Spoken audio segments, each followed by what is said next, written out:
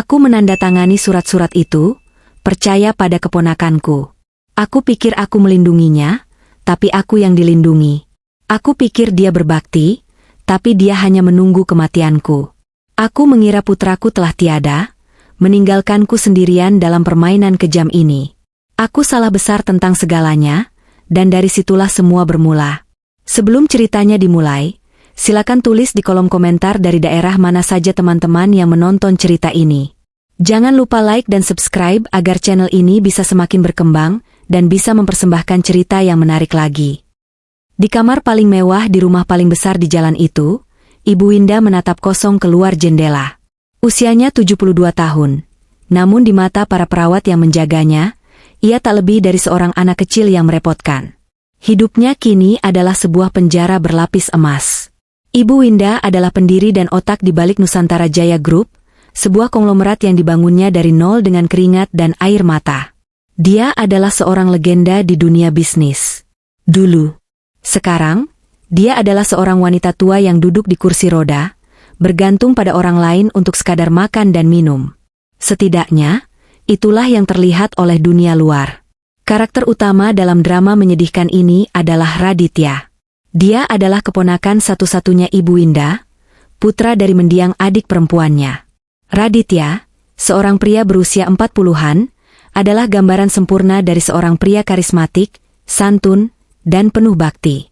Di mata publik, di artikel majalah, dan di depan dewan direksi, Raditya adalah pahlawan.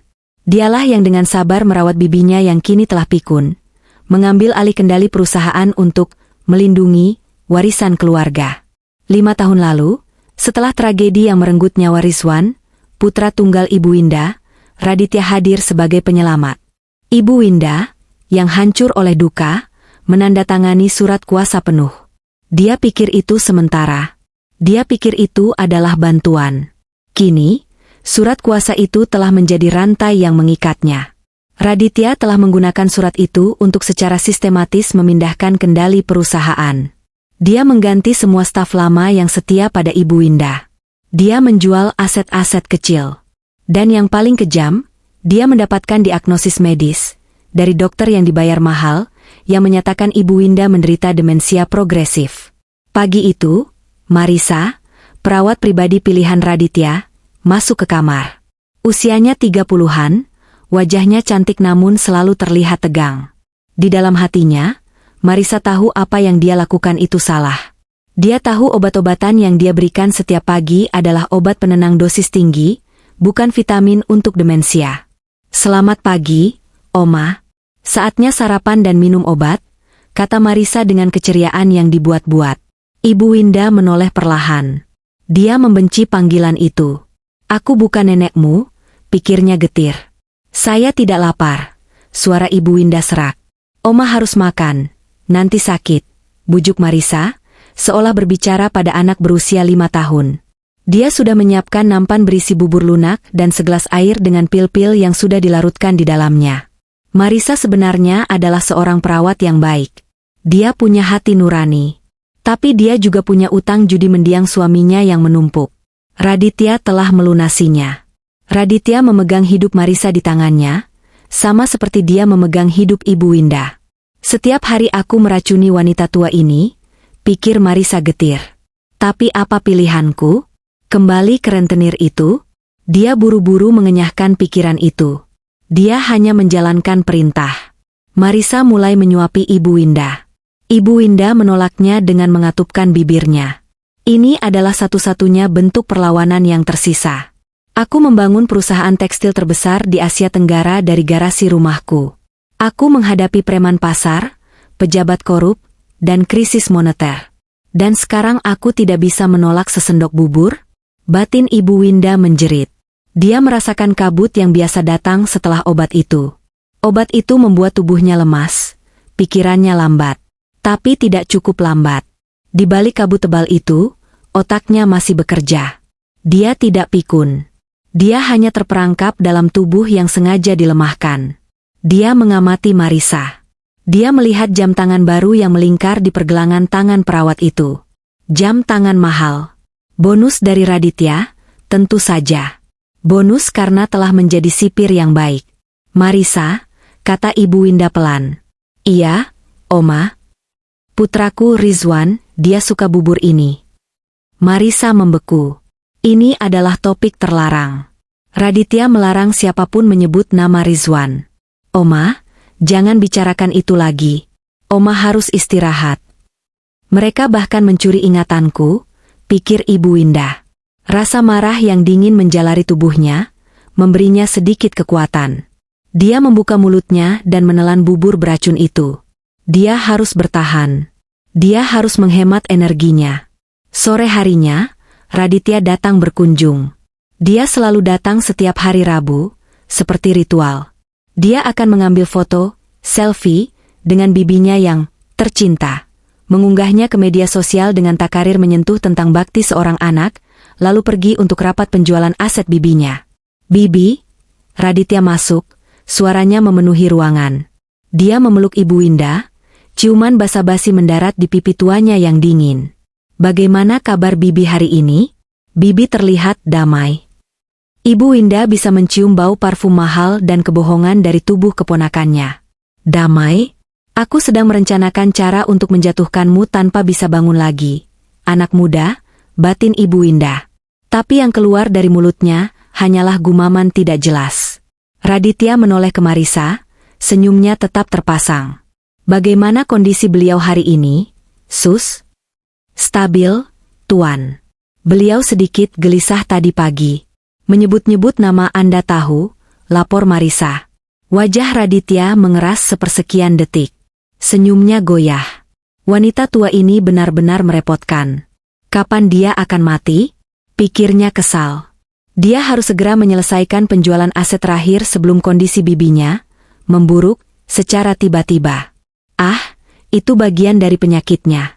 Delusi masa lalu, kata Raditya ringan, mengelus kepala bibinya seolah-olah Ibu Winda adalah hewan peliharaan. Bei, aku di sini. Raditya di sini. Bibi aman. Ibu Winda memejamkan matanya. Aku aman? Kau adalah serigala yang menjaga kandang ayam, Raditya. Raditya berkeliling ruangan, memeriksa lemari pajangan. Matanya tertuju pada sebuah vas porselen dinasti Ming. Ini bisa untuk membayar cicilan apartemen baruku di Singapura, pikirnya. Bibi, vas ini sepertinya berdebu. Bagaimana kalau kita simpan saja di gudang yang aman? Biar aku yang urus, katanya lembut. Itu adalah vas yang dibeli Rizwan untuknya dengan gaji pertamanya. Ibu Winda tidak menjawab. Dia hanya menatap keponakannya. Tatapan yang jernih dan tajam. Tatapan yang dulu biasa dia gunakan di ruang rapat untuk mengintimidasi direktur paling angkuh sekalipun. Raditya, untuk pertama kalinya, merasa sedikit tidak nyaman. Dia buru-buru berdeham. Baiklah. Bibi istirahat ya. Aku ada rapat penting. Ini demi perusahaan kita. Perusahaanmu, koreksi Ibu Winda dalam hati. Setelah Raditya pergi, keheningan di ruangan itu terasa semakin menindas. Marisa membereskan nampan. Dia pikir aku tidak tahu. Dia pikir aku bodoh. Dia pikir obat-obatan ini telah memenangkan pertarungan. Ibu Winda mengepalkan tangannya yang keriput di balik selimut. Dia salah. Dia meremehkan seorang ibu yang kehilangan putranya. Dia meremehkan seorang pebisnis yang membangun kerajaan dari nol. Ibu Winda tahu dia tidak bisa melawan Raditya secara fisik. Dia juga tidak bisa melawan secara finansial, karena Raditya memegang semua uangnya. Tapi Raditya telah membuat satu kesalahan fatal. Dia membiarkan Ibu Winda hidup. Dan dia membiarkannya memiliki satu hal yang tidak bisa dia kontrol. Waktu. Waktu untuk berpikir. Waktu untuk mengamati. Waktu untuk mengingat setiap detail kecil. Dia ingat nomor telepon lama yang tidak pernah dia lupakan. Nomor telepon satu-satunya orang yang tidak bisa dibeli oleh Raditya. Karena orang itu sudah lama pensiun dan menghilang dari peredaran. Ibu Winda memejamkan mata, pura-pura tertidur lelap di bawah pengaruh obat. Tapi di dalam benaknya, sebuah rencana mulai terbentuk. Sebuah rencana yang sangat lambat, sangat sabar, dan sangat mematikan. Permainan ini belum berakhir. Ini baru saja dimulai. 1 minggu berlalu sejak kunjungan terakhir Raditya. Bagi Ibu Winda, Setiap hari adalah pertempuran melawan kabut obat yang sengaja diberikan Marisa. Dia harus berjuang untuk tetap jernih. Dia berlatih di dalam kepalanya, mengingat tanggal, nama, dan detail kontrak-kontrak lama. Dia memaksa otaknya bekerja, melawan efek kimia yang dirancang untuk menidurkannya. Dia tahu Raditya sedang merencanakan sesuatu yang besar. Vas porselen dinasti Ming miliknya sudah hilang dari lemari pajangan saat dia bangun keesokan harinya setelah kunjungan Raditya. Marisa hanya berkata, "Disimpan di tempat aman, Oma," dengan mata yang tidak berani menatapnya. Pemicu itu datang pada hari Selasa. Raditya datang tanpa jadwal. Ini adalah sebuah anomali. Dia tidak pernah datang pada hari Selasa.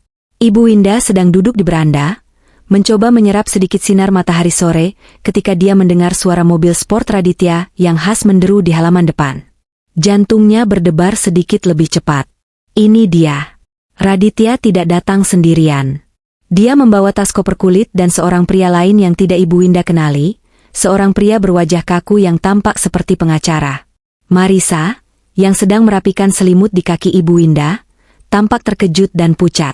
Dia gugup. Ibu Winda mencatat dalam hatinya. Marisa tidak tahu tentang kunjungan ini. Ini di luar skenario. "Selamat sore, Bei," sapa Raditya. Keceriaan dalam suaranya terdengar lebih dipaksakan dari biasanya. Dia bahkan tidak mencoba mencium pipi Ibu Winda kali ini. "Raditya," balas Ibu Winda singkat. "Bei, aku tahu ini mendadak. Tapi ada urusan administrasi penting yang harus kita selesaikan hari ini juga." "Ini Pak Adrian, notarisku," kata Raditya cepat. Pak Adrian mengangguk kaku, matanya sibuk memindai kemewahan rumah itu, menghindari tatapan Ibu Winda. "Notarismu? Bukan notaris keluarga," batin Ibu Winda. "Ini pertanda buruk."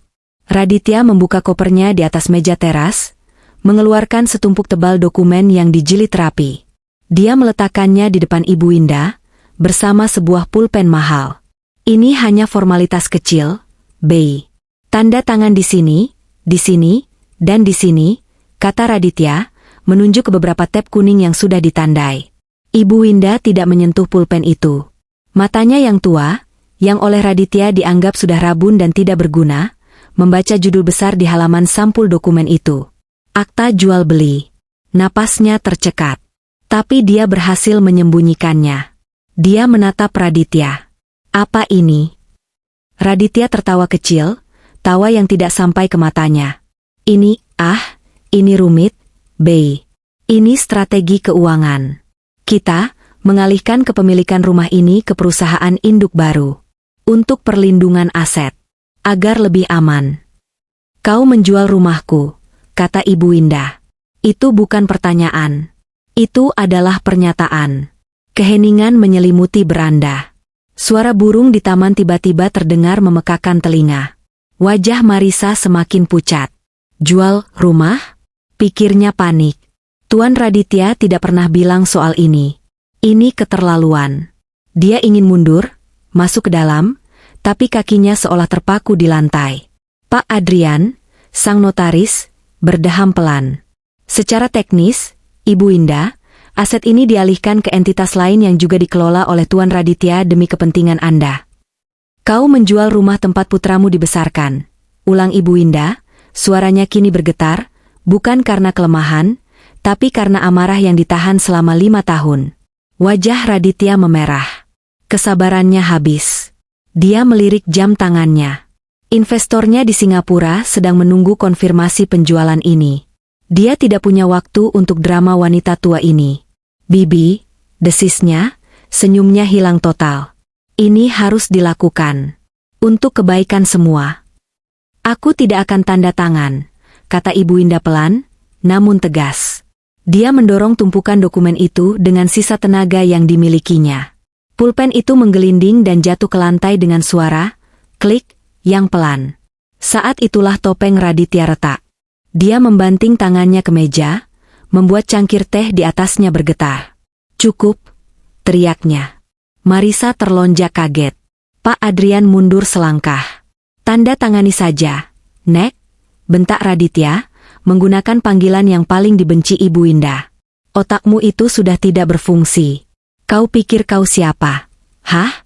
Kau tidak lebih dari wanita pikun yang seharusnya sudah lama berada di panti jompo. Mata Ibu Winda melebar. Di dalam hatinya, sesuatu yang dingin dan keras akhirnya mengkristal. Dia mengatakannya. Dia akhirnya mengatakannya. Aku yang berkuasa sekarang. Lanjut Raditya, suaranya semakin keras, urat di lehernya menonjol. Dia tidak peduli lagi pada notaris atau perawat yang menonton. Aku yang menjaga perusahaan ini tetap berjalan. Aku yang merawatmu. Kau hanya seonggok daging tua yang menunggu mati. Tanpa aku, kau bukan siapa-siapa.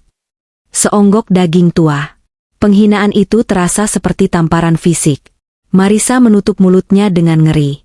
Dia melihat Raditya yang selama ini santun berubah menjadi monster. Pak Adrian tampak sangat tidak nyaman. Sibuk merapikan berkasnya, berharap bisa berada di tempat lain. Ibu Winda hanya menatapnya. Tidak ada air mata. Tidak ada rasa takut. Yang ada hanya kejelasan yang menusuk. Kabut obat itu lenyap seketika, terbakar habis oleh panasnya kebencian Raditya. Raditya, menyadari apa yang baru saja dia katakan di depan saksi, mencoba mengendalikan dirinya. Dia menarik napas dalam-dalam, merapikan jasnya. Maksudku, Bibi sedang tidak sehat. Katanya, suaranya lebih pelan tapi masih bergetar karena marah.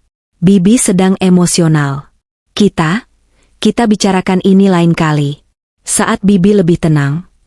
Saat aku sudah membiusmu lebih banyak lagi, terjemah Ibu Winda dalam hati. Bawa ini, kata Raditya pada notarisnya, menyambar dokumen itu dari meja.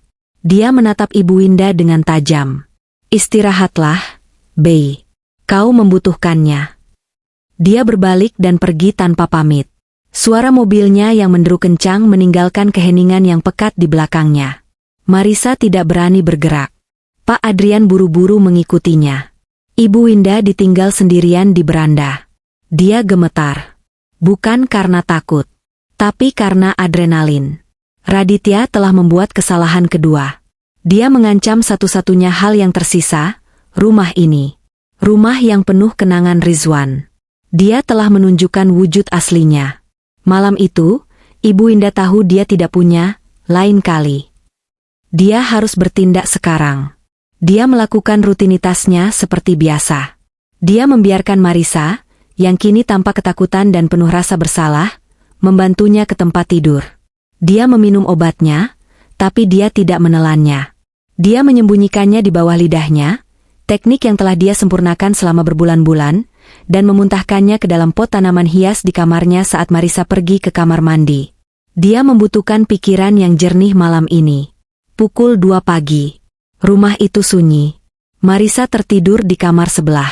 Dengan rasa sakit yang luar biasa di persendiannya yang kaku, Ibu Winda memaksakan dirinya turun dari tempat tidur. Dia tidak menggunakan kursi rodanya. Terlalu berisik. Dia merangkak di lantai kamarnya yang dingin.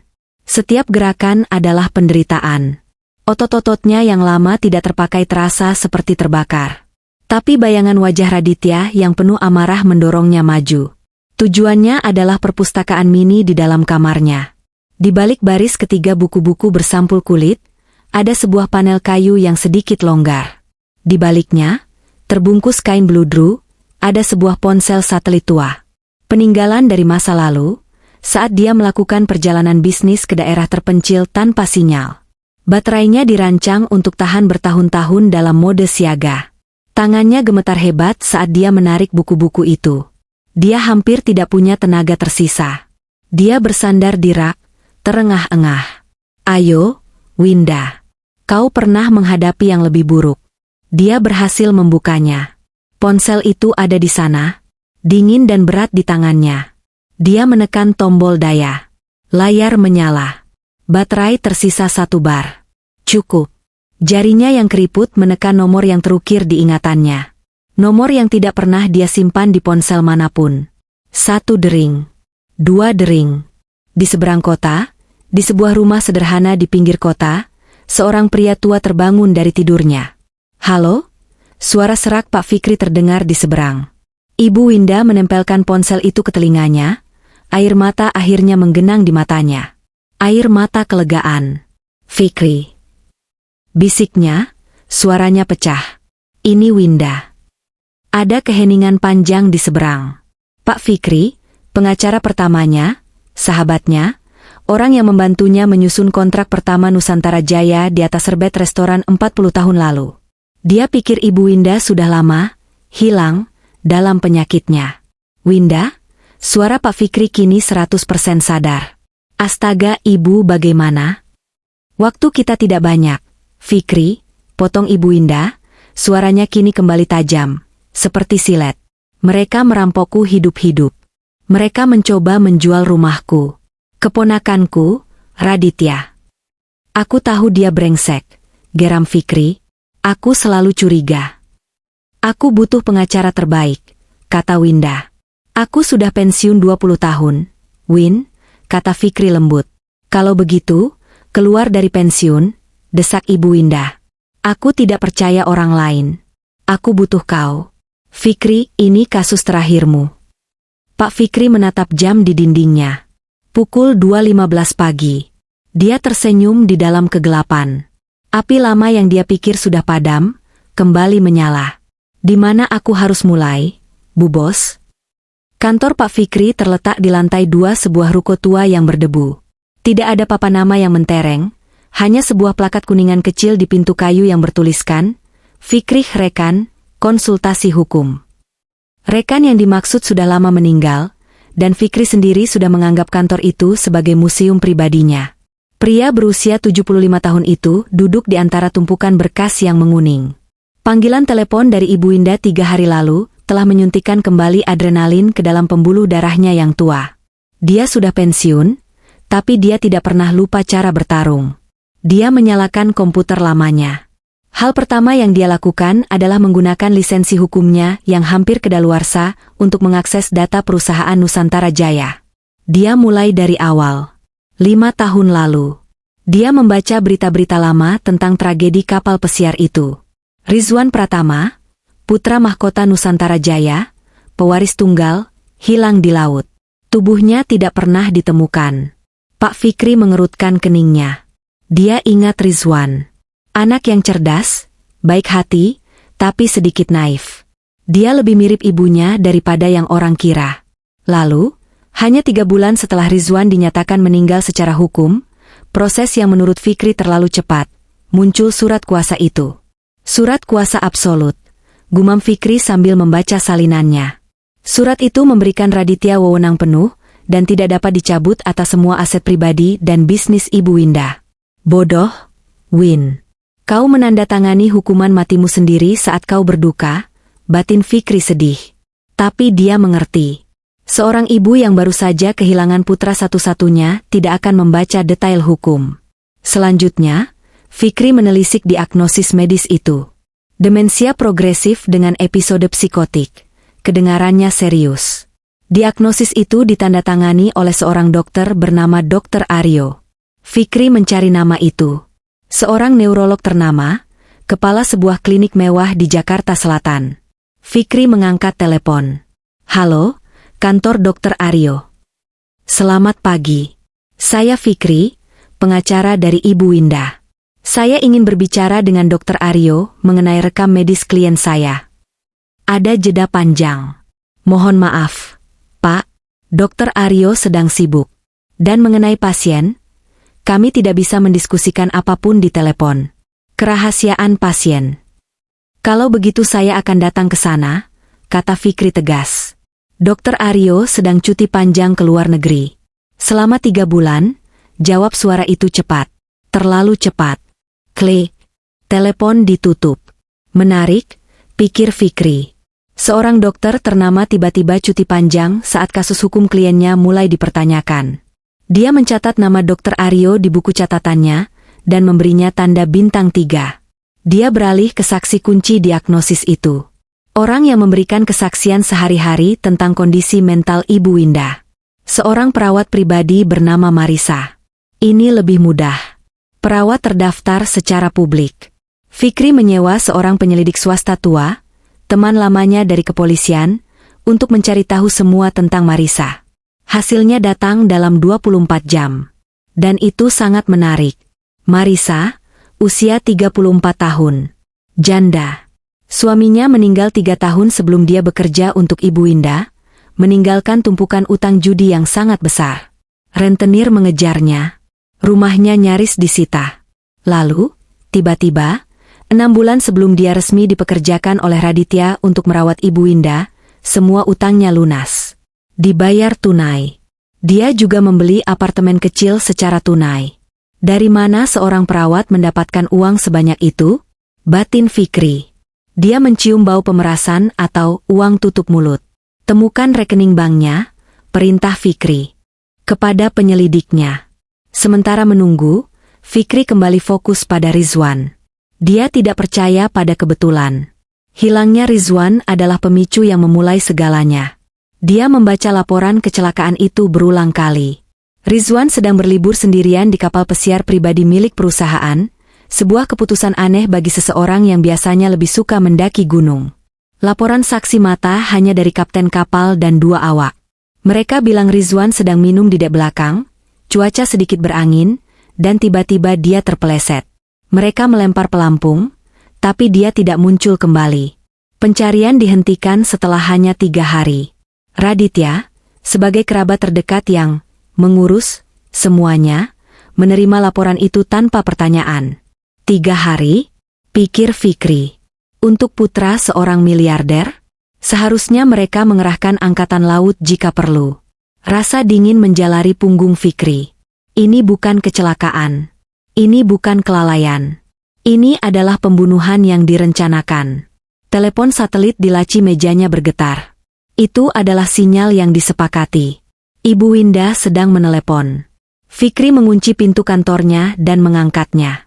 Fikri, suara Ibu Winda terdengar lemah, tapi jernih. Winda, aku sedang bekerja. Aku menemukan beberapa hal. Dia mencoba menjual rumahku, Fikri.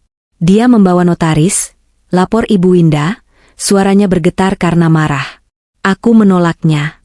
Dia menghinaku. Dia bilang aku pikun. Biarkan dia berpikir begitu, kata Fikri tenang. Kemarahannya membuat dia ceroboh. Aku butuh sesuatu darimu. Marisa, perawatmu. Dia kaki tangan Raditya. Dia yang memberiku obat, kata Winda getir. Aku tahu. Tapi aku pikir dia lebih dari itu. Aku menemukan dia menerima banyak uang. Tapi waktunya aneh, Win. Dia dibayar sebelum kau didiagnosis demensia. Ada keheningan di seberang. Sebelum? Tanya Winda. Ya. Tepatnya, 1 minggu setelah Rizwan dinyatakan hilang. Apa hubungan Marisa dengan putramu? Keheningan kali ini lebih lama. Fikri bisa mendengar napas Ibu Winda yang tertahan. Astaga, bisik Ibu Winda. Aku ingat sekarang. Marisa. Dia bukan perawat pertamaku. Dia adalah perawat yang disewa perusahaan untuk salah satu manajer pabrik yang sakit keras. Rizwan yang mengurusnya. Rizwan yang merekomendasikan Marisa kepadaku saat aku mulai merasa tidak enak badan sebelum kecelakaan itu. Jantung Fikri serasa berhenti berdetak. Winda, kau yakin? Rizwan yang mengenalkannya padamu? Ya, aku yakin. Rizwan bilang dia perawat yang baik. Dia merawat manajer itu sampai akhir. Lalu Rizwan mengenalkannya padaku sebagai asisten kesehatan paruh waktu. Aku sering pusing waktu itu. Pusing, pikir Fikri. Diracuni pelan-pelan. Skenarionya berubah drastis di kepala Fikri. Ini bukan Raditya yang memanfaatkan tragedi. Ini Raditya yang menciptakan tragedi. Dia pasti sudah merencanakan ini sejak lama. Dia menggunakan Marisa untuk melemahkan Winda terlebih dahulu. Tapi Rizwan masih ada di sana, sang pewaris. Rizwan harus disingkirkan. Tapi kenapa membayar Marisa setelah Rizwan hilang? Karena Marisa tahu. Dia tahu apa yang terjadi pada Rizwan, kata Fikri pelan. Itu bukan bayaran untuk merawatmu, Win. Itu uang tutup mulut atas pembunuhan putramu. Tangisan tertahan terdengar dari seberang. Bukan tangisan kesedihan, tapi tangisan amarah yang membara. Bajingan itu, desis Ibu Winda. Dia tidak hanya mengambil perusahaanku. Dia membunuh putraku. Kita belum bisa membuktikannya, kata Fikri cepat, Tapi aku punya firasat kuat. Ini mengubah segalanya. Apa yang kau butuhkan? Tanya Winda, suaranya kini dingin seperti es. Aku butuh bukti bahwa kau waras. Saat aku mengajukan gugatan, mereka akan menggunakan diagnosis Dr. Aryo. Aku butuh sesuatu untuk melawannya. Obatnya, kata Winda. Aku menyimpannya. Setiap pil yang tidak kutelan. Aku menaruhnya di pot tanaman. Di tanahnya. Ada ratusan di sana. Fikri tersenyum. Wanita tua yang cerdik. Sempurna. Jangan sentuh apapun. Kita akan menggunakannya. Saat itu, email masuk ke komputer Fikri dari penyelidiknya. Subjek, rekening Marisa. Winda, aku harus pergi. Ada data baru masuk. Tetaplah kuat. Jangan biarkan dia melihatmu goyah. Biarkan dia berpikir kau sudah kalah. Dia tidak tahu siapa yang sedang dia lawan. Fikri, kata Winda sebelum menutup telepon. Fikri membuka lampiran email itu. Itu adalah salinan laporan Bank Marisa yang diperoleh secara ilegal. Dan di sana, di antara setoran-setoran kecil, ada satu transfer kawat yang sangat besar. 5 miliar rupiah. Pengirim, Raditya Pratama. Tanggal, 1 minggu setelah Rizwan dinyatakan hilang di laut. Keterangan transfer, biaya jasa konsultasi. Konsultasi, cibir Fikri dalam hati. Konsultasi cara menyingkirkan pewaris. Dia sekarang punya motif, keserakahan Raditya. Dia punya kaki tangan, Marisa. Dia punya metode, penipuan medis dan kemungkinan pembunuhan. Dan dia punya pemicu, penjualan rumah. Fikri bersandar di kursinya. Dia menatap plakat kuningan di pintunya. Rekan, gumamnya, kita dapat pekerjaan besar. Dia mengangkat telepon lagi, kali ini ke asistennya yang sudah semi pensiun. Siapkan setelan terbaik saya. Yang untuk ke pengadilan. Dan daftarkan gugatan ini besok pagi. Ya, gugatan untuk pencabutan surat kuasa atas nama Winda. Tuduhannya, penipuan, pemalsuan dokumen medis, dan kita masukkan saja dugaan awal konspirasi kriminal. Dia tahu ini adalah tembakan pertama dalam perang besar. Dia tahu Raditya akan melawan dengan segala cara. Tapi Fikri punya sesuatu yang tidak dimiliki Raditya. Dia punya kebenaran. Dan dia punya klien yang tidak akan menyerah. Kamis pagi. Gedung Pengadilan Negeri Jakarta Selatan ramai seperti biasanya. Pak Fikri, mengenakan setelan wol abu-abu terbaiknya yang berumur 20 tahun namun masih terlihat berwibawa, berjalan menembus kerumunan. Dia tampak seperti kakek siapa saja, sampai orang melihat matanya. Matanya tajam seperti elang. Dia menyerahkan berkas gugatan setebal 50 halaman ke meja panitera. Petugas panitera, seorang wanita muda, membacanya. Matanya membelalak. Ini melawan Raditya Pratama dari Nusantara Jaya? Tanyanya, suaranya berbisik. Atas nama klien saya, pemilik sah Nusantara Jaya, Ibu Winda, kata Fikri dengan suara tenang namun jelas, membuat beberapa orang di dekatnya menoleh. Tapi, Ibu Winda kan? Sedang tidak sehat? Potong Fikri. Itulah yang akan kita uji di pengadilan. Nak. Dia berjalan keluar dari gedung pengadilan tepat pukul 10 pagi. Pada pukul 10:05, dia menelepon kontak lamanya di sebuah surat kabar nasional terkemuka. Anton, katanya, aku punya berita besar untukmu. Lebih besar dari skandal menteri kemarin. Periksa emailmu. Pada pukul 12 siang, berita itu meledak di internet. Sang ratu bisnis menggugat keponakannya. Ibu Winda klaim dipenjara secara medis dan dirampok. Skandal Nusantara Jaya. CEO Raditya Pratama digugat atas penipuan aset miliaran. Pengacara legendaris Fikri kembali dari pensiun untuk kasus terbesar dekade ini. Di lantai 50 gedung Nusantara Jaya, Raditya sedang memimpin rapat dewan. Dia sedang mempresentasikan rencananya untuk merestrukturisasi aset, kode untuk menjual rumah warisan Ibu Winda. Ponselnya, yang ada di meja di depannya, bergetar hebat. Bukan hanya satu, tapi semua ponsel di ruangan itu mulai bergetar serentak. Notifikasi berita. Asisten hukumnya yang muda tampak pucat pasi saat membaca layar ponselnya. Pak Raditya. Raditya mengabaikannya. Seperti yang saya katakan, penjualan aset ini akan... Pak, potong si asisten, sesuatu yang tidak pernah berani dia lakukan. Anda harus melihat ini. Sekarang. Raditya, kesal karena presentasinya diinterupsi, mengambil ponselnya. Matanya memindai judul berita. Senyumnya membeku. Warna perlahan terkuras dari wajahnya yang biasanya tirus dan percaya diri. Gugatan. Fikri. Penipuan. Penjara medis. Fikri? Batinnya berteriak. Pengacara fosil itu? Bagaimana bisa? Ruangan rapat yang tadinya penuh kekaguman kini sunyi senyap.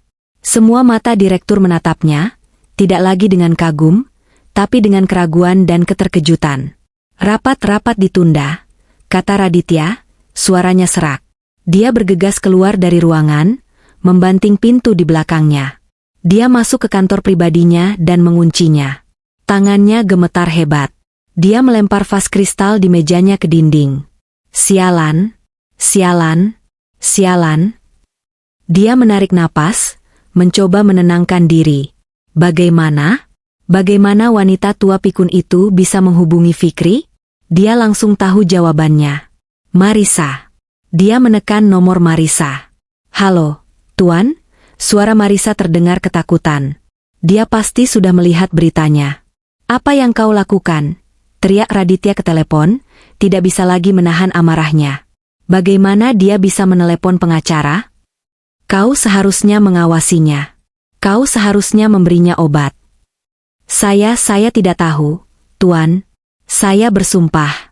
Saya memberinya obat setiap hari. Dia selalu tidur. Marisa menangis histeris. Aku tahu ini akan terjadi.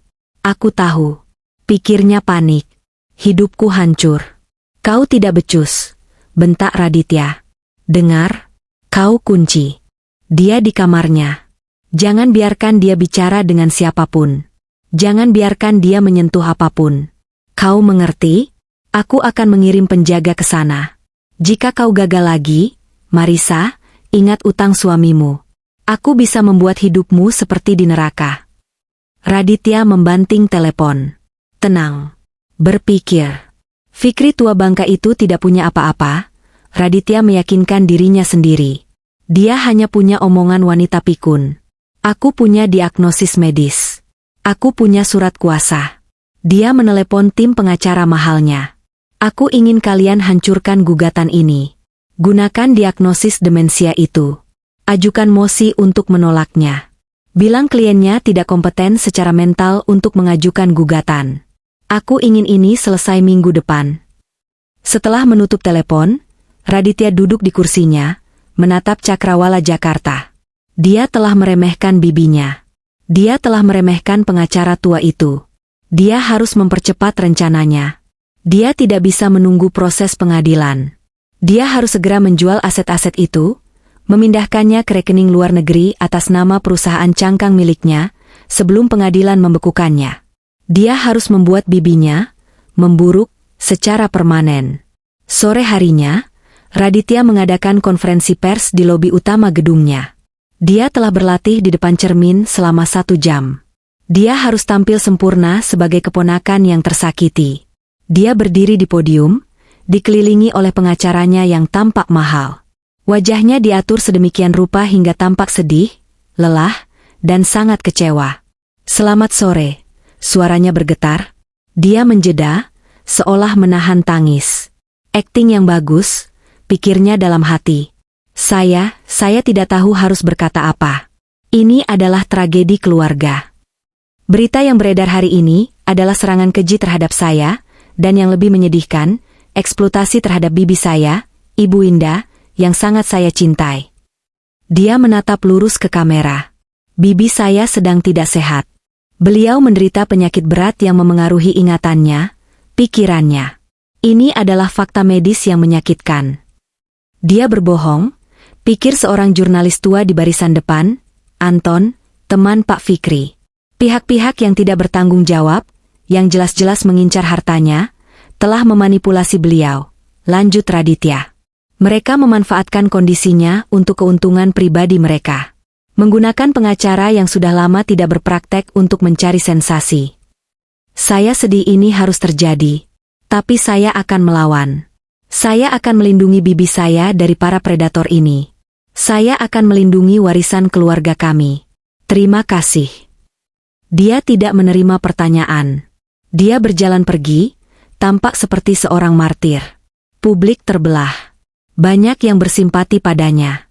Dia telah membangun citra sebagai keponakan berbakti selama 5 tahun. Tapi di dunia bisnis, keraguan mulai muncul. Saham Nusantara Jaya anjlok 5% dalam 1 jam. Investor mulai gelisah. Di kantor tuanya, Pak Fikri menonton siaran pers itu di televisi tabungnya.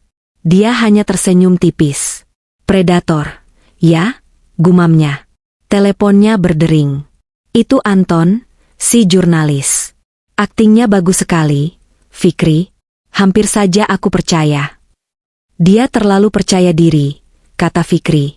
Dia pikir diagnosis medis itu adalah baju zirahnya. Dia tidak tahu aku punya ini. Punya apa? Tanya Anton. Sebuah mosi balasan, kata Fikri. Pengacaranya mengajukan mosi penolakan berdasarkan kompetensi mental.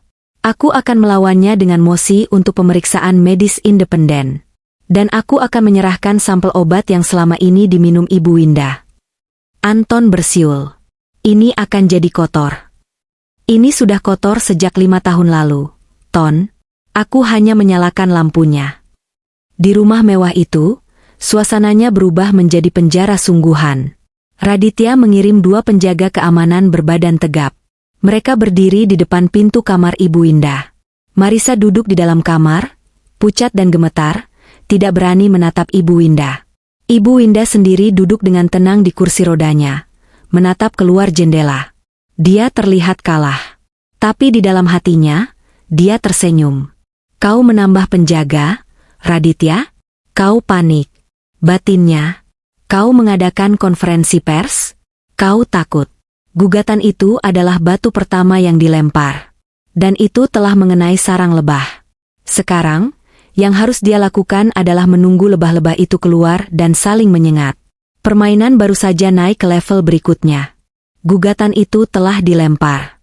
Kini, Pak Fikri duduk di kantornya yang sunyi, mendengarkan gempa susulan yang ditimbulkannya. Di radio kecil di mejanya, seorang analis keuangan mengabarkan bahwa saham Nusantara Jaya Group anjlok 7% saat pembukaan pasar. Para investor, yang tadinya memuja Raditya sebagai penyelamat perusahaan, kini gelisah. Mereka mulai mempertanyakan stabilitas kepemimpinan yang tiba-tiba digugat atas dasar penipuan oleh pendiri perusahaan itu sendiri. Fikri tahu ini adalah kabar baik, tapi juga berbahaya. Raditya adalah seekor ular. Saat terpojok, dia tidak akan lari. Dia akan menyerang. Dan serangannya adalah uang. Dia akan mencoba melikuidasi aset-aset penting, menjual properti, memindahkan dana ke luar negeri, sebelum pengadilan bisa membekukannya. Dia pikir ini soal uang, batin Fikri sambil mengaduk kopinya yang sudah dingin. Dia salah besar. Ini tentang pembunuhan. Dan aku akan membuktikannya. Gugatan penipuan itu hanyalah pintu masuk. Untuk benar-benar menghancurkan Raditya, Fikri harus memecahkan misteri 5 tahun lalu. Apa yang sebenarnya terjadi pada Rizwan?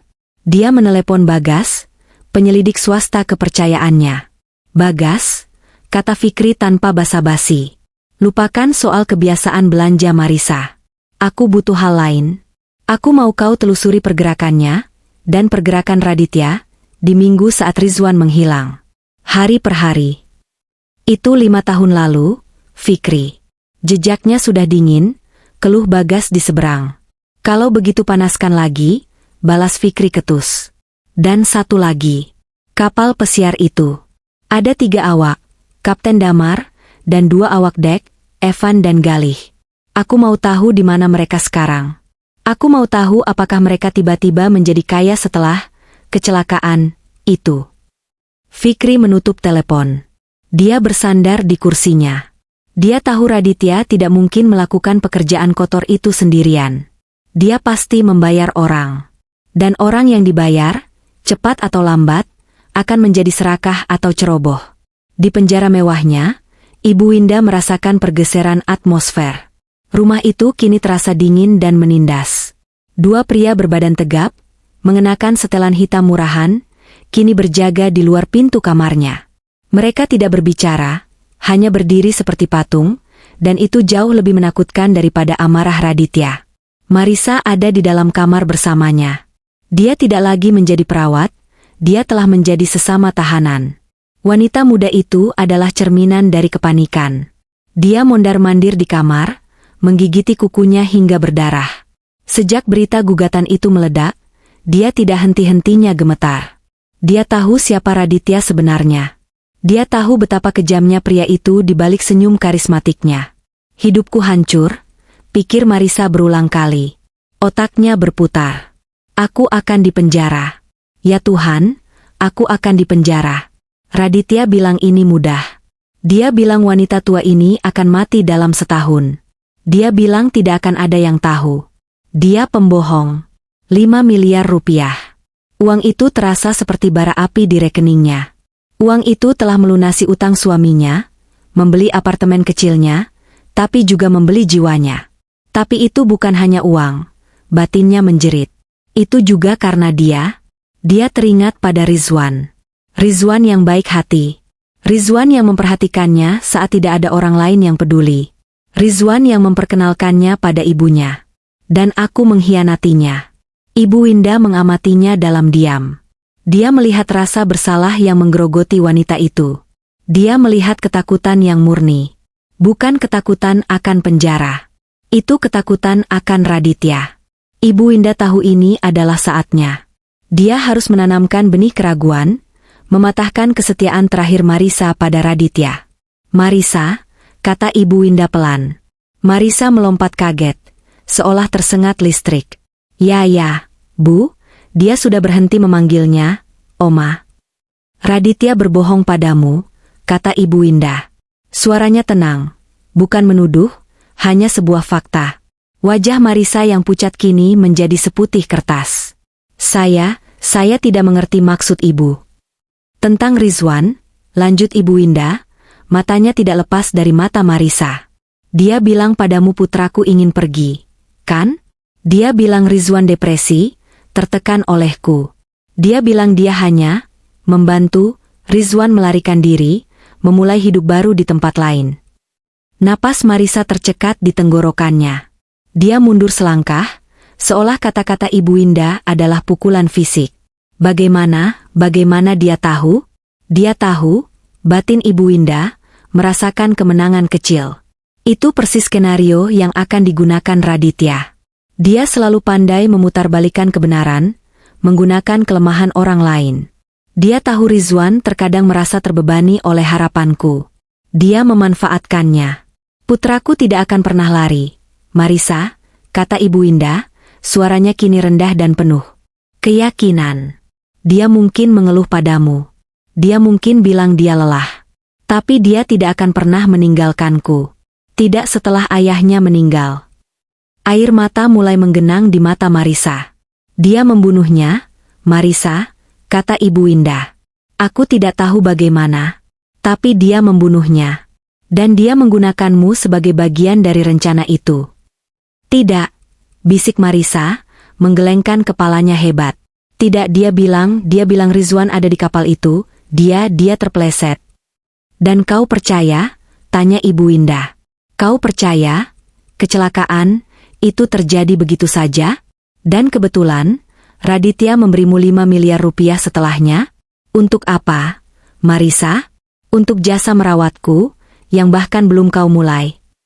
Marisa ambruk ke lantai, tangisnya meledak. Saya tidak tahu. Saya tidak tahu apa-apa soal pembunuhan. Saya bersumpah. Dia hanya bilang, semuanya sudah diurus. Dia menyuruh saya pergi jauh, menunggu kabar. Lalu dia mentransfer uang itu. Dia bilang itu untuk tutup mulut tentang kondisi ibu. Bohong, pikir Winda. Tapi kebohongan yang nyaris jujur. Dia membunuhnya, ulang Ibu Winda, suaranya dingin. Dan sekarang, dia akan menghancurkanmu untuk menyelamatkan dirinya sendiri. Kau adalah saksi kunci, Marisa. Kau adalah mata rantai yang menghubungkan dia dengan semua kejahatannya. Menurutmu, Berapa lama dia akan membiarkanmu hidup setelah kau tidak berguna lagi? Kalimat terakhir itu menusuk Marisa lebih dalam daripada pisau.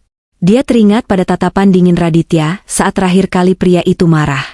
Dia bukan hanya takut penjara. Dia sekarang takut akan nyawanya. Di seberang kota, telepon Pak Fikri berdering lagi. Itu Bagas. Suaranya terdengar bersemangat. "Fikri, kau jenius," kata Bagas. "Aku menemukan sesuatu yang besar. Jangan buat aku menunggu, Bagas." Kapten Damar pensiun mendadak 2 minggu setelah Rizwan hilang. Dia sekarang punya resor kecil tapi mewah di Lombok. Jelas dibayar mahal. Bisa ditebak, geram Fikri. Yang lain? Satu awak dek, Evan, mati. Kecelakaan motor, tunggal, 1 bulan setelah kejadian. Tidak ada saksi. Kasus ditutup. Dibungkam, pikir Fikri. Dan yang ketiga? Galih. "Ini dia yang menarik," kata Bagas. "Galih menghilang dari peredaran. Tapi aku melacak keluarganya di kampung. Ibunya yang sakit-sakitan tiba-tiba punya uang untuk berobat rutin. Aku menyuap perawat di sana. Setiap bulan, ada kiriman uang tunai. Dikirim lewat kurir, tapi slip penarikannya dari rekening di Swiss. 1 dibayar, 1 dibunuh, 1 disembunyikan," gumam Fikri. "Ini skenario pembunuhan terencana. Raditya membayar Damar untuk diam, membunuh Evan yang mungkin terlalu banyak bicara, dan menyembunyikan Galih sebagai polis asuransi jika terjadi sesuatu. Tapi itu belum semuanya, Fikri. Kau bertanya soal Marisa." "Ya." "Dia tidak ada di Jakarta saat minggu itu. Dia mengambil cuti sakit seminggu penuh. Aku melacak manifest penerbangan. Dia terbang ke Manado." "Manado?" Fikri mengulang kata itu. Dia berdiri dan berjalan ke peta Indonesia yang tergantung di dindingnya. Dia meletakkan jarinya di Manado. "Jauh sekali. Kenapa Manado?" "Aku juga tidak tahu. Tapi di sanalah dia menerima transfer 5 miliar itu. Dia membuka rekening di bank lokal di sana, uangnya masuk, dan 3 hari kemudian rekening itu ditutup. Uangnya dipindahkan ke Jakarta. Dia sangat berhati-hati." Fikri menatap peta itu. Jakarta, lokasi Raditya. Kepulauan Seribu, lokasi kecelakaan. Lombok, lokasi pensiun Kapten Damar. Dan Manado, lokasi Marisa. Ini tidak masuk akal. Kenapa mengirim Marisa, yang saat itu hanya calon perawat, begitu jauh hanya untuk menerima uang? Kecuali dia tidak sendirian di sana, batin Fikri. Kecuali dia sedang mengurus sesuatu. Sesuatu yang berhubungan dengan Rizwan. Sebuah pikiran gila, pikiran yang mengerikan, mulai terbentuk di benak Fikri. Bagaimana jika Rizwan tidak pernah ada di kapal pesiar itu? Bagaimana jika kecelakaan itu hanyalah panggung sandiwara? Kapten Damar dan 2 awaknya dibayar untuk menceritakan kisah itu. Tapi Rizwan sendiri, "Bagas," kata Fikri pelan, suaranya tegang. "Ubahlah pencarianmu. Aku tidak mencari mayat di laut. Aku mencari orang hidup di darat. Ada keheningan di seberang. Kau pikir Rizwan masih hidup? Aku pikir Raditya tidak cukup bodoh untuk melakukan pembunuhan yang berantakan di wilayah Indonesia. Tapi dia cukup licik dan cukup kejam untuk membuat seseorang menghilang selamanya." "Menghilang kemana?" "Cari semua panti rehabilitasi swasta, klinik jiwa eksklusif, atau fasilitas penyembuhan terpencil di sekitar Manado dan Sulawesi Utara. Tempat-tempat yang tidak banyak bertanya, yang mau menerima pasien khusus dengan bayaran mahal. Cari catatan penerimaan pasien tanpa nama, atau pasien dengan diagnosis trauma berat, tepat 5 tahun lalu." "Astaga, Fikri. Lakukan saja, Bagas. Jika aku benar, kita tidak hanya berurusan dengan penipuan. Kita berurusan dengan penculikan dan penyekapan." Fikri menutup telepon. Tangannya sedikit gemetar. Dia menatap foto lama di mejanya. Foto dirinya, Ibu Winda, dan seorang Rizwan muda yang tersenyum di acara peluncuran pabrik baru. "Bertahanlah, nak," bisiknya. "Kami akan menemukanmu." Berita itu datang seperti sambaran petir bagi Raditya. Hakim telah mengabulkan mosi Pak Fikri untuk pemeriksaan medis independen terhadap Ibu Winda. Apa maksudmu dikabulkan?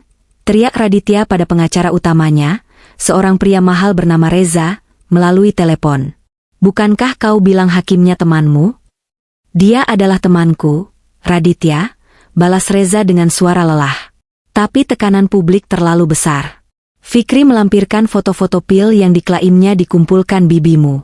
Pil penenang dosis tinggi. Bukan obat demensia. Hakim tidak punya pilihan selain memverifikasinya. Raditya membanting ponselnya ke dinding marmer kantornya.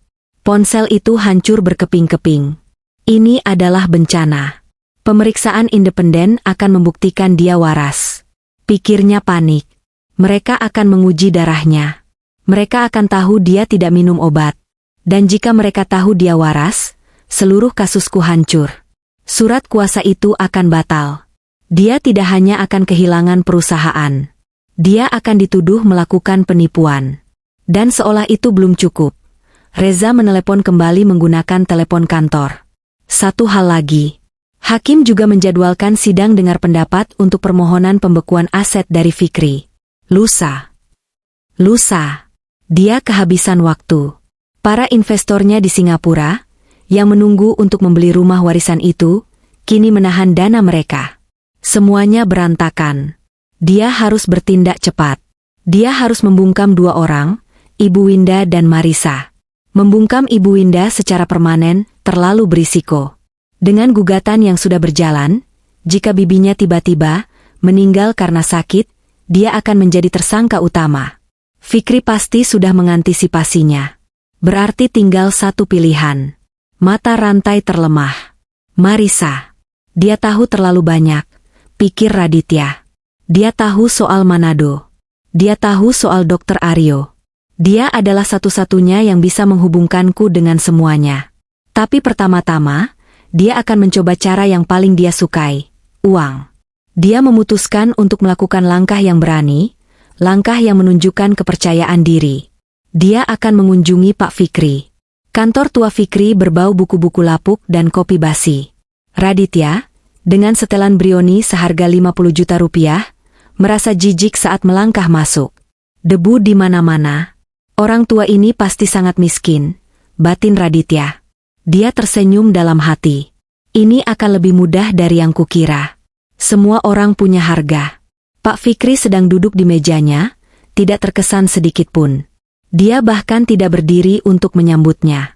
Pak Fikri, Raditya memulai dengan nada prihatin yang dibuat-buat, persis seperti yang dia gunakan di konferensi pers. Saya datang bukan sebagai CEO. Saya datang sebagai keponakan yang khawatir.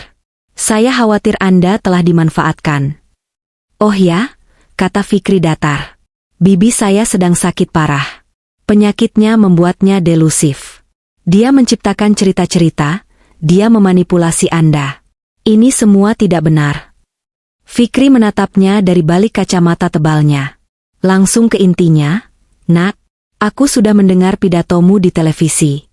Aktingmu lumayan, tapi aku tidak punya waktu untuk sandiwara. Senyum Raditya goyah. Dia tidak terbiasa dibantah seperti ini. Baik, katanya, nadanya menjadi dingin.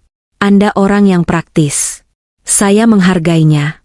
Kasus Anda ini lemah. Anda hanya punya omongan wanita pikun. Yang akan Anda lakukan hanyalah mempermalukan nama baik keluarga di depan umum. Raditya meletakkan sebuah koper kulit hitam ramping di atas meja Fikri yang penuh berkas. Dia membukanya dengan satu klik yang memuaskan. Isinya adalah tumpukan rapi uang dolar Singapura. $1,5 juta, kata Raditya pelan.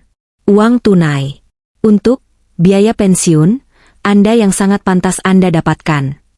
Fikri melirik isi koper itu, lalu kembali menatap mata Raditya.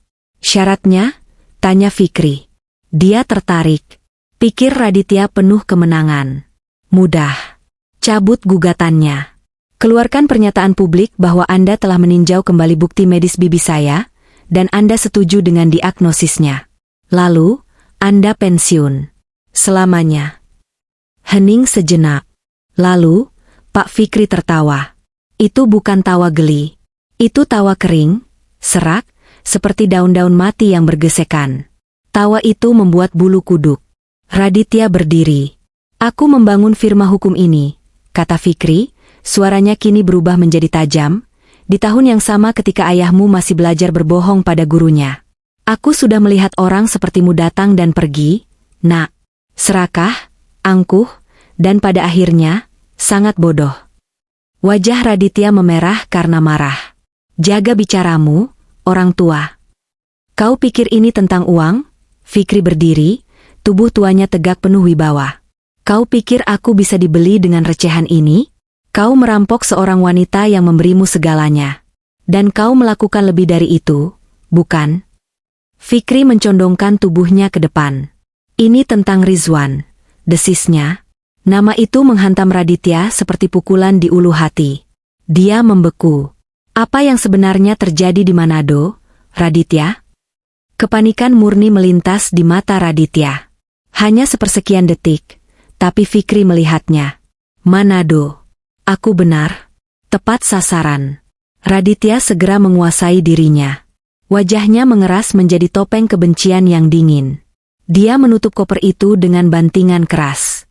Saya tidak tahu apa yang Anda bicarakan, katanya. Anda jelas sudah pikun seperti klien Anda. Anda menolak tawaran saya. Itu adalah kesalahan terbesar dalam hidup Anda yang menyedihkan. Dia berbalik dan berjalan ke pintu. Sebelum membukanya, dia berhenti. Anda baru saja memulai perang yang tidak bisa Anda menangkan, Pak Tua, katanya tanpa menoleh. Jaga kesehatan Anda baik-baik. Di usia Anda, apapun bisa terjadi. Ancaman itu menggantung di udara. Pintu terbanting menutup. Fikri segera mengangkat teleponnya. Bagas.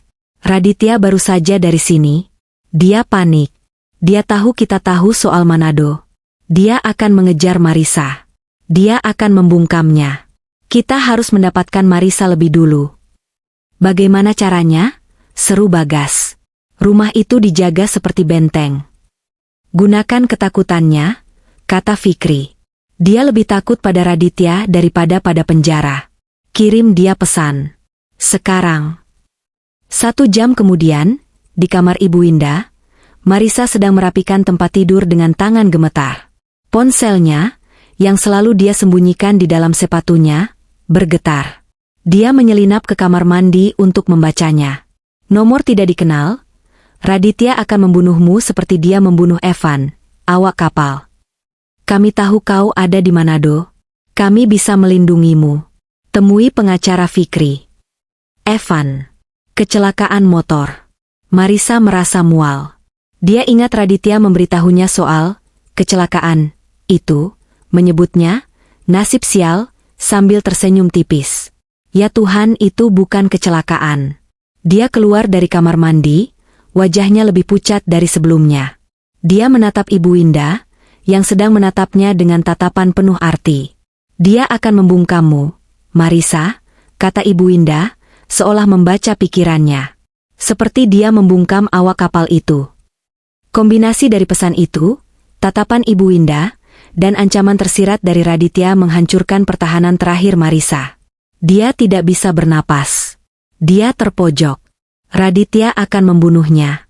Fikri akan memenjarakannya. Kecuali. Ponselnya bergetar lagi. Pesan kedua dari Fikri. Nomor tidak dikenal.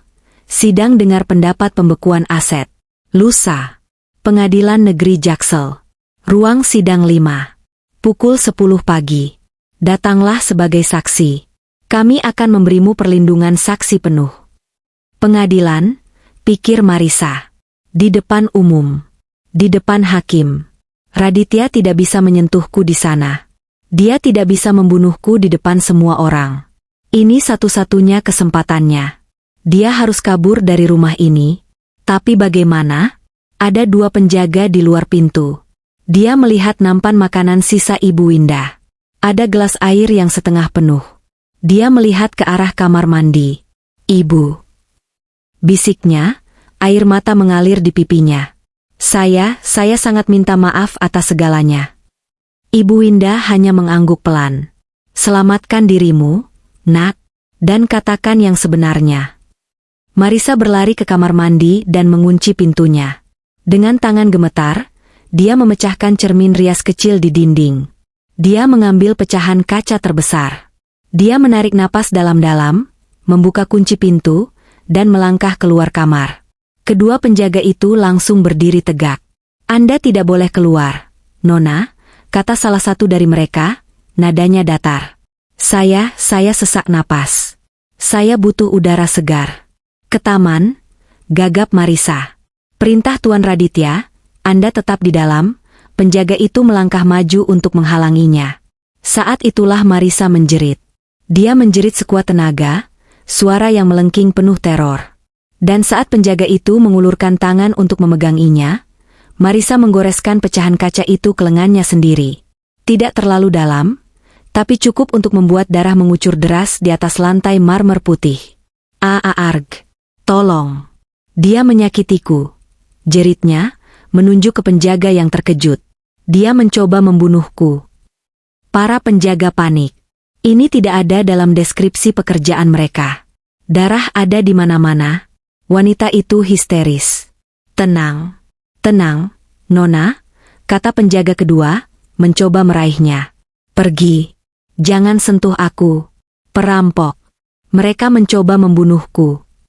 Di tengah kekacauan itu, Marisa berlari. Dia berlari melewati mereka berdua, menuruni tangga utama, mengabaikan rasa perih di lengannya. Dia berlari ke pintu depan yang besar, berteriak-teriak minta tolong. Dia berhasil membuka pintu dan lari ke jalanan yang ramai. Dia melambaikan tangannya yang berdarah ke taksi pertama yang dilihatnya, membuat sopir itu menginjak rem karena kaget. Dia melompat masuk. Pengadilan Negeri Jakarta Selatan. "Cepat, Pak. Nyawa saya dalam bahaya." Di dalam kamarnya, di tengah keributan para penjaga yang kebingungan, Ibu Winda dengan tenang mengambil ponsel satelitnya. "Fikri," katanya. "Winda, apa yang terjadi?" "Aku dengar teriakan. Saksi kuncimu sedang dalam perjalanan ke arahmu," kata Ibu Winda. "Dia panik. Dia sedikit terluka. Siapkan perlindungan untuknya. Dia siap bicara." Ruang sidang utama Pengadilan Negeri Jakarta Selatan penuh sesak. Udara terasa berat dan tegang. Barisan kursi pengunjung terisi penuh oleh wartawan yang membawa kamera, analis bisnis yang berbisik-bisik, dan masyarakat umum yang penasaran.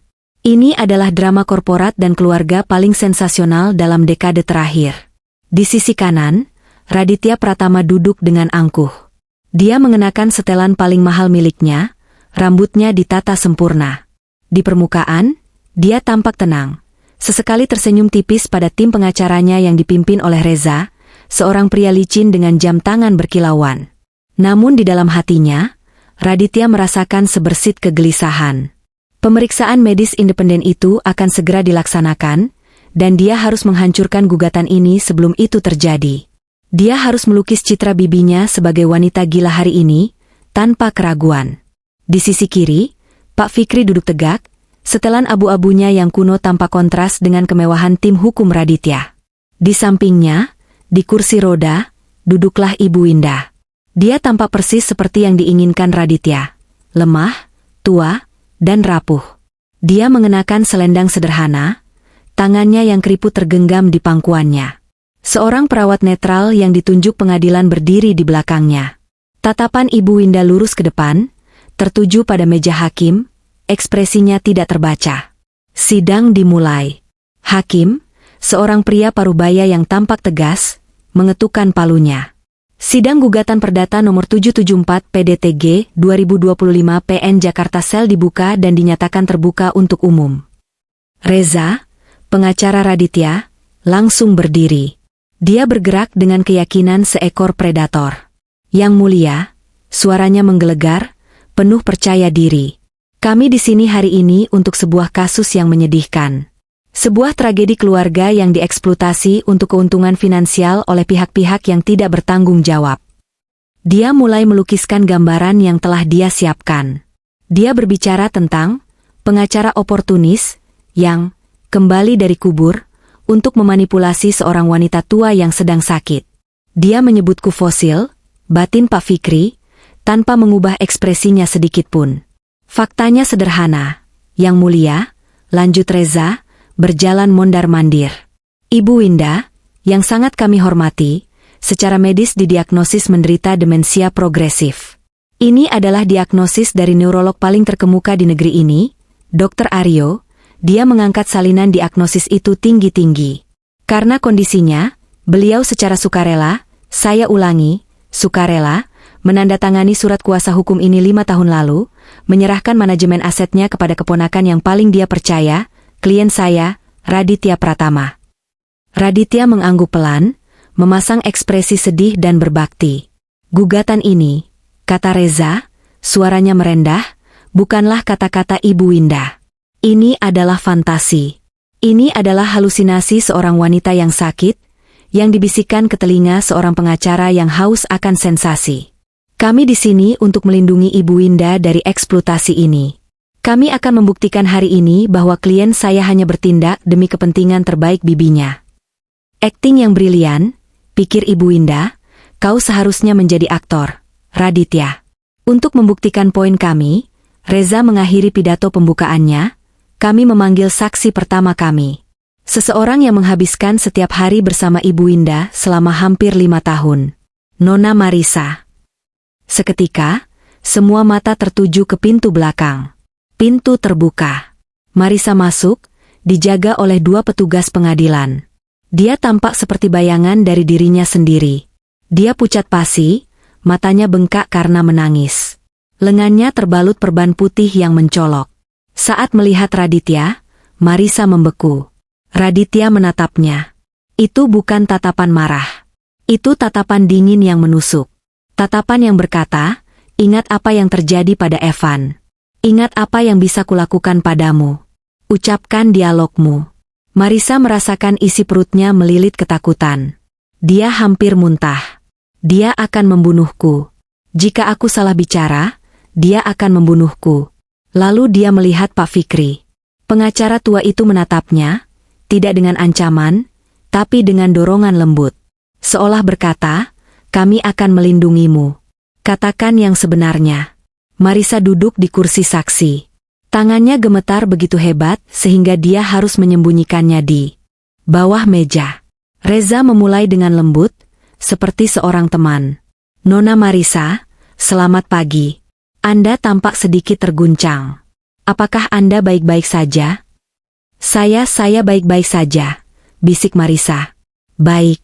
Nona Marisa, Anda adalah perawat pribadi Ibu Winda selama, katakanlah, 5 tahun terakhir, benar? Ya, Pak. Tolong jelaskan kepada pengadilan, dengan kata-kata Anda sendiri, bagaimana kondisi mental Ibu Winda sehari-hari. Ini dia. Saatnya. Marisa menelan ludah. Dia melirik Raditya sekilas. Pria itu tersenyum tipis padanya. Senyum ular. Marisa menutup matanya sejenak, lalu mulai mengulang kebohongan yang telah dilatihnya selama bertahun-tahun. Ibu Winda sering bingung. Suaranya bergetar. Beliau sering lupa di mana beliau berada. Sering berbicara sendiri. Berbicara sendiri? Ulang Reza. Berbicara tentang apa? Tentang masa lalu. Tentang putranya, kata Marisa, suaranya hampir tidak terdengar. Putranya, Rizwan Pratama, yang telah meninggal dunia, tekan Reza. Ya. Tapi, Ibu Winda tidak percaya dia sudah meninggal. Beliau sering berhalusinasi. Beliau bilang Rizwan baru saja menelepon. Beliau menyuruh saya menyiapkan kamar untuknya. Beliau tidak hidup di dunia nyata, Pak. Raditya bersandar di kursinya. Dia terlihat sangat puas. Sempurna. Kesaksian ini menghancurkan kredibilitas Ibu Winda. Di kursinya, Ibu Winda memejamkan matanya. Dia tidak marah pada Marisa. Dia merasakan gelombang rasa iba pada wanita muda yang ketakutan itu. Kau tahu itu bohong, Marisa. Kau tahu Rizwan tidak pernah menelepon. Kau tahu aku tidak gila. Terima kasih, Nona Marisa. Tidak ada pertanyaan lagi, kata Reza, kembali ke kursinya seolah-olah dia baru saja memenangkan seluruh kasus. Hakim menoleh ke Pak Fikri. Penggugat? Ada pertanyaan untuk saksi? Pak Fikri berdiri pelan. Dia merapikan jasnya yang tua. Dia tidak berjalan ke arah Reza. Dia berjalan pelan dan berhenti tepat di depan kotak saksi, menatap Marisa dengan mata yang teduh namun tajam. "Selamat pagi, Nona Marisa," katanya pelan, suaranya yang serak kontras dengan suara Reza yang menggelegar. "Pagi, Pak," bisik Marisa. "Nona Marisa, Anda tampak sangat ketakutan. Dan lengan Anda itu diperban. Itu luka yang cukup parah. Anda yakin Anda jatuh?"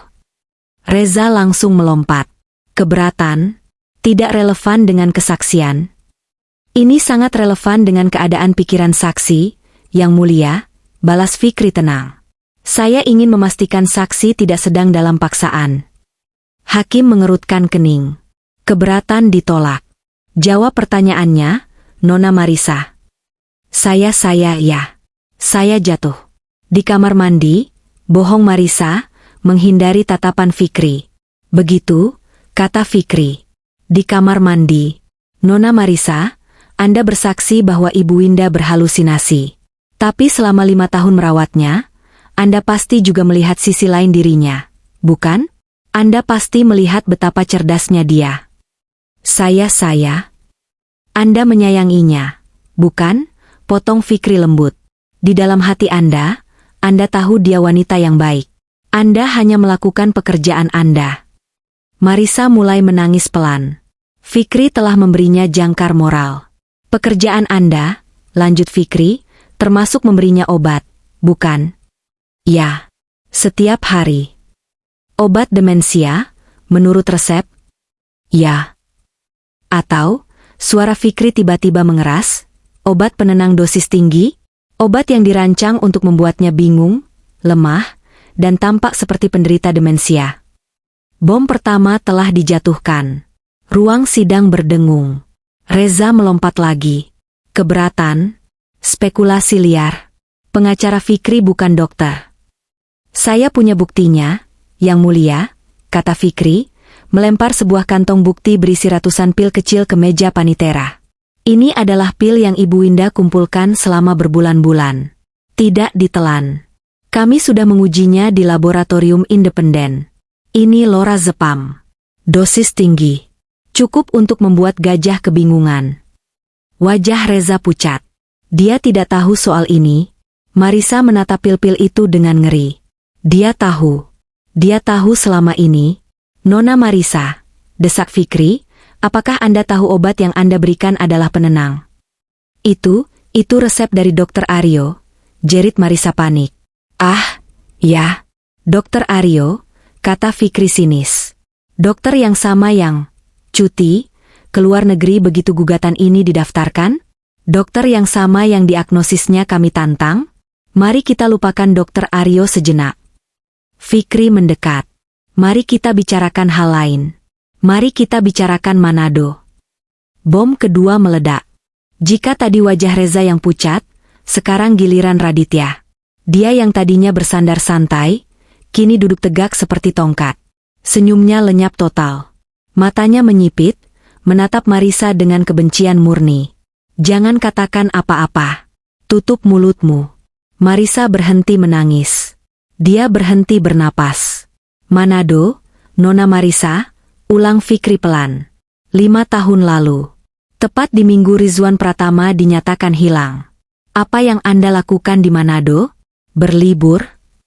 Saya. Marisa gemetar hebat. Dia melihat tatapan membunuh Raditya. Dia teringat pesan di ponselnya, "Evan, awak kapal." Dia teringat pecahan kaca di tangannya. Dia di ujung tanduk. Di satu sisi, penjara karena sumpah palsu dan konspirasi. Di sisi lain, kematian di tangan Raditya. "Anda tidak bisa menjawab," desak Fikri lembut. "Anda tidak bisa berbohong lagi, bukan? Atau," suaranya meninggi, "Anda tidak bisa melindungi seorang pria yang membayar Anda 5 miliar rupiah? Seorang pria yang akan membungkam Anda selamanya, seperti dia membungkam Evan, awak kapal itu." Keberatan. "Ini fitnah," teriak Reza, panik. "Tapi sudah terlambat. Kata Evan dan membungkam telah menghancurkan pertahanan terakhir Marisa. Dia pembohong," jerit Marisa tiba-tiba, menunjuk lurus ke arah Raditya. Seluruh ruang sidang terkesiap. Dia pembohong, ulang Marisa, kini histeris, air mata mengalir deras. Dia menyuruh saya berbohong. Dia bilang Ibu Winda harus dibuat tenang. Dia membayar saya. Dia bilang Dokter Aryo akan mengurus semuanya. Nona Marisa. Reza mencoba menginterupsi, tapi Marisa tidak bisa dihentikan. Dan Rizwan. Dia bilang Rizwan hanya ingin pergi. Dia bilang Rizwan depresi dan ingin kabur. Saya tidak tahu. Saya tidak tahu dia membunuhnya. Saya tidak tahu dia membunuh Evan. Saya bersumpah saya tidak tahu. Kekacauan meledak di ruang sidang. Hakim memalu-malu mejanya.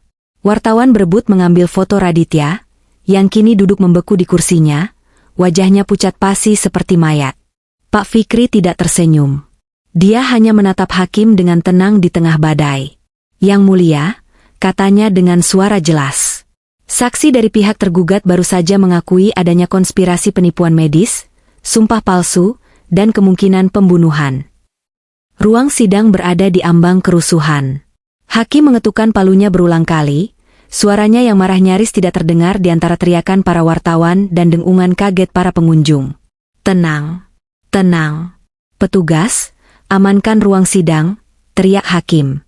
Marisa di kursi saksi kini menangis terseduh-seduh, tubuhnya terguncang hebat.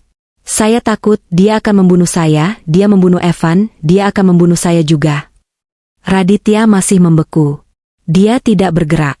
Dia hanya menatap Marisa dengan tatapan kosong penuh kebencian. Otaknya berputar cepat, mencari jalan keluar, tapi yang dia temukan hanyalah jalan buntu. Wanita bodoh. Dia menghancurkan segalanya. Reza, pengacaranya, tampak seperti orang yang baru saja ditabrak kereta. Seluruh strateginya hancur berkeping-keping dalam 30 detik. Hakim akhirnya berhasil mengendalikan situasi. Petugas, katanya dengan suara tegas, bawa saksi ke ruang aman.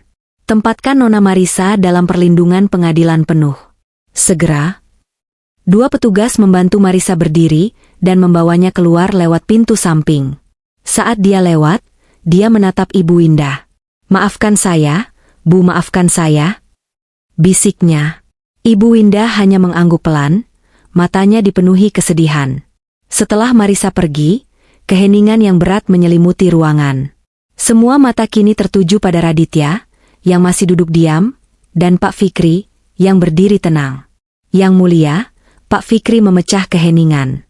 Mengingat pengakuan Nona Marisa, kini terbukti tanpa keraguan bahwa klien saya, Ibu Winda, telah menjadi korban konspirasi keji. Diagnosis medis yang menjadi dasar surat kuasa itu adalah palsu.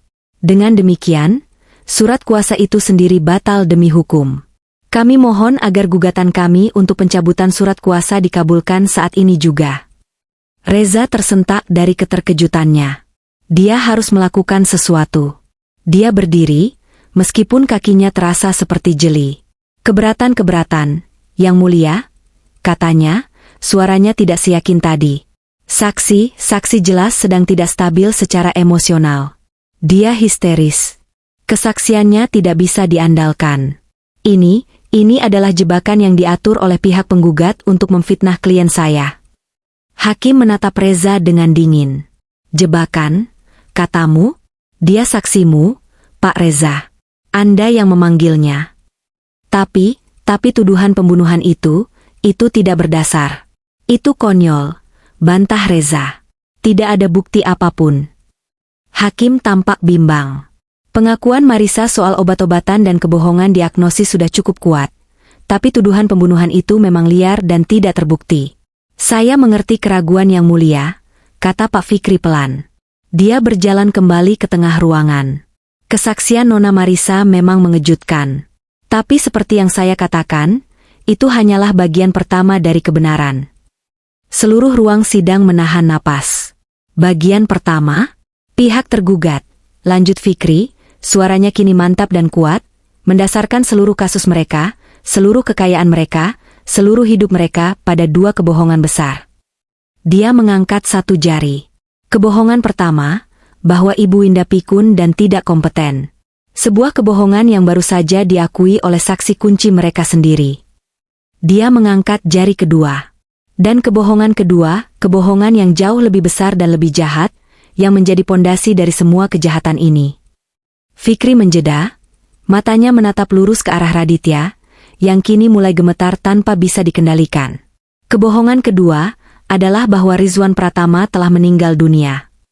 Jika tadi ruangan itu hening, sekarang ruangan itu senyap seperti kuburan. Bahkan napas pun seolah berhenti. Reza tertawa. Tawa yang gugup dan sumbang. Yang mulia, ini benar-benar konyol. Ini membuang-buang waktu pengadilan. Ada akta kematian. Ada laporan resmi kecelakaan kapal. Pesiar. Apa yang pengacara tua ini coba lakukan?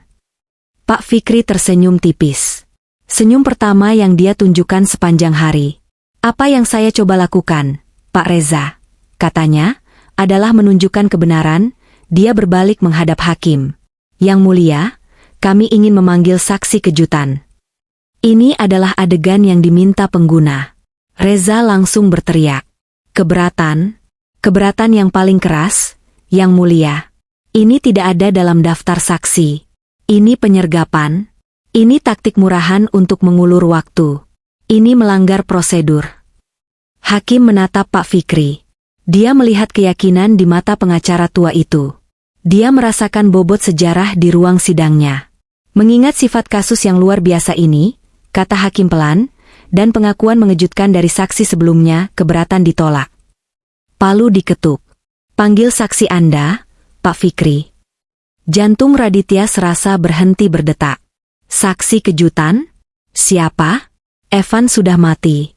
Damar ada di Lombok. Galih disembunyikan. Siapa lagi? Kami panggil ke podium, kata Pak Fikri, suaranya menggema di ruangan yang senyap, Saudara Rizwan Pratama.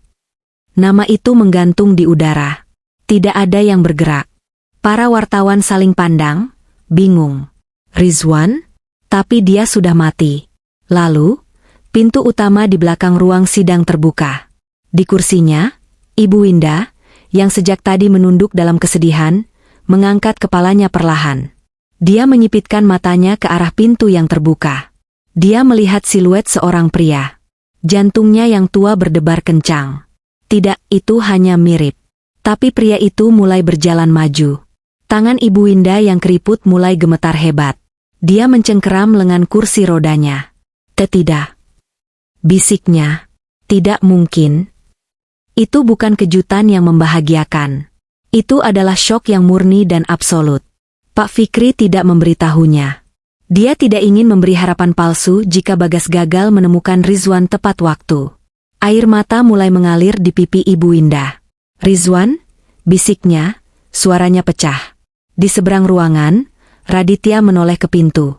Dia mengikuti arah pandang bibinya yang penuh ketidakpercayaan. Senyum puasnya yang tadi memudar, kini lenyap selamanya. Wajahnya mendadak pucat pasi. Lebih pucat dari kapur. Lebih pucat dari mayat. Dia seperti baru saja melihat hantu. Matanya terbelalak ngeri. Mulutnya terbuka, tetapi tidak ada suara yang keluar. Keringat dingin sebesar biji jagung langsung mengucur di pelipisnya. Tidak mungkin. Tidak mungkin. Dia seharusnya terkunci. Dia seharusnya di Manado. Dia seharusnya tidak ingat apa-apa. Pria itu terus berjalan. Dia lebih kurus daripada di foto-foto 5 tahun lalu. Rambutnya sedikit lebih panjang dan tidak terurus. Dia mengenakan kemeja sederhana yang dibelikan Bagas. Tapi matanya menatap lurus ke depan. Dia melewati barisan media yang ternganga. Blitz kamera meledak seperti kembang api di sekelilingnya, tapi dia tidak berkedip. Para wartawan berebut, menjatuhkan buku catatan, tidak percaya dengan apa yang mereka lihat. Itu Rizwan Pratama, teriak seseorang. Rizwan berjalan ke depan, langkahnya mantap. Dia berhenti sejenak, tepat di sebelah kursi Raditya. Raditya, sepupunya, menatapnya dengan horor yang tak terlukiskan. Tubuhnya gemetar hebat, kursinya berderit. Dia ingin lari, tapi kakinya terpaku di lantai. Rizwan menoleh. Dia menatap mata Raditya. Hanya 1 detik. Tatapan Rizwan dingin, kosong, namun menyimpan penderitaan 5 tahun yang tak terbayangkan. Tatapan itu berkata, kau mengambil hidupku. Sekarang aku di sini untuk mengambil hidupmu. Rizwan lalu berbalik dan melanjutkan langkahnya ke podium saksi. Dia berdiri di sana. Dia menatap ibunya. Setetes air mata jatuh dari matanya. Ibu, bisiknya. Ibu Winda terisak, mengulurkan tangannya yang gemetar. Anakku, anakku yang hilang. Pak Fikri berjalan menghampiri Rizwan. Dia meletakkan tangannya yang menenangkan di bahu pria itu. Dia berbalik menghadap hakim, yang juga tampak sangat terkejut. Yang mulia, kata Pak Fikri, suaranya kini bergetar karena emosi yang tertahan. Dia menoleh, menatap lurus ke arah Raditya yang kini hancur lebur. Permainannya resmi berakhir. Hakim mengetukkan palunya. Suara kayu yang beradu dengan kayu itu terdengar seperti ledakan di dalam ruangan yang tiba-tiba senyap. Rizwan Pratama berdiri di podium saksi. Dia baru saja diambil sumpahnya. Tangannya, yang diletakkan di atas kitab suci, sedikit gemetar, tetapi matanya terpaku pada satu titik, Raditya. Raditya, di kursinya, tampak seperti cangkang kosong. Warna telah terkuras dari wajahnya. Dia tidak lagi melihat ke depan.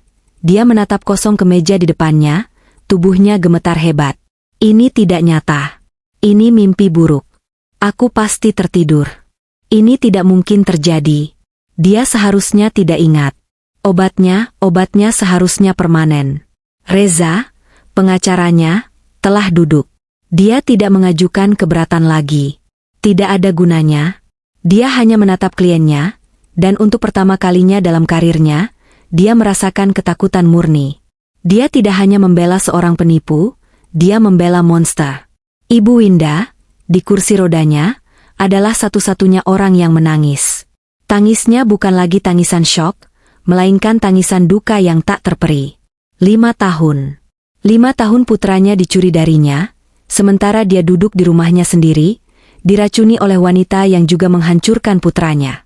Anakku, apa yang telah mereka lakukan padamu? Pak Fikri mendekati podium. Dia tidak memandang hakim, dia memandang Rizwan. Dia harus melakukan ini dengan hati-hati. Pria di depannya ini adalah seorang korban yang baru saja ditarik dari neraka. Saudara Rizwan, kata Fikri, suaranya lembut, namun terdengar jelas di seluruh ruangan. Bisakah Anda ceritakan kepada pengadilan, di mana Anda selama 5 tahun terakhir ini?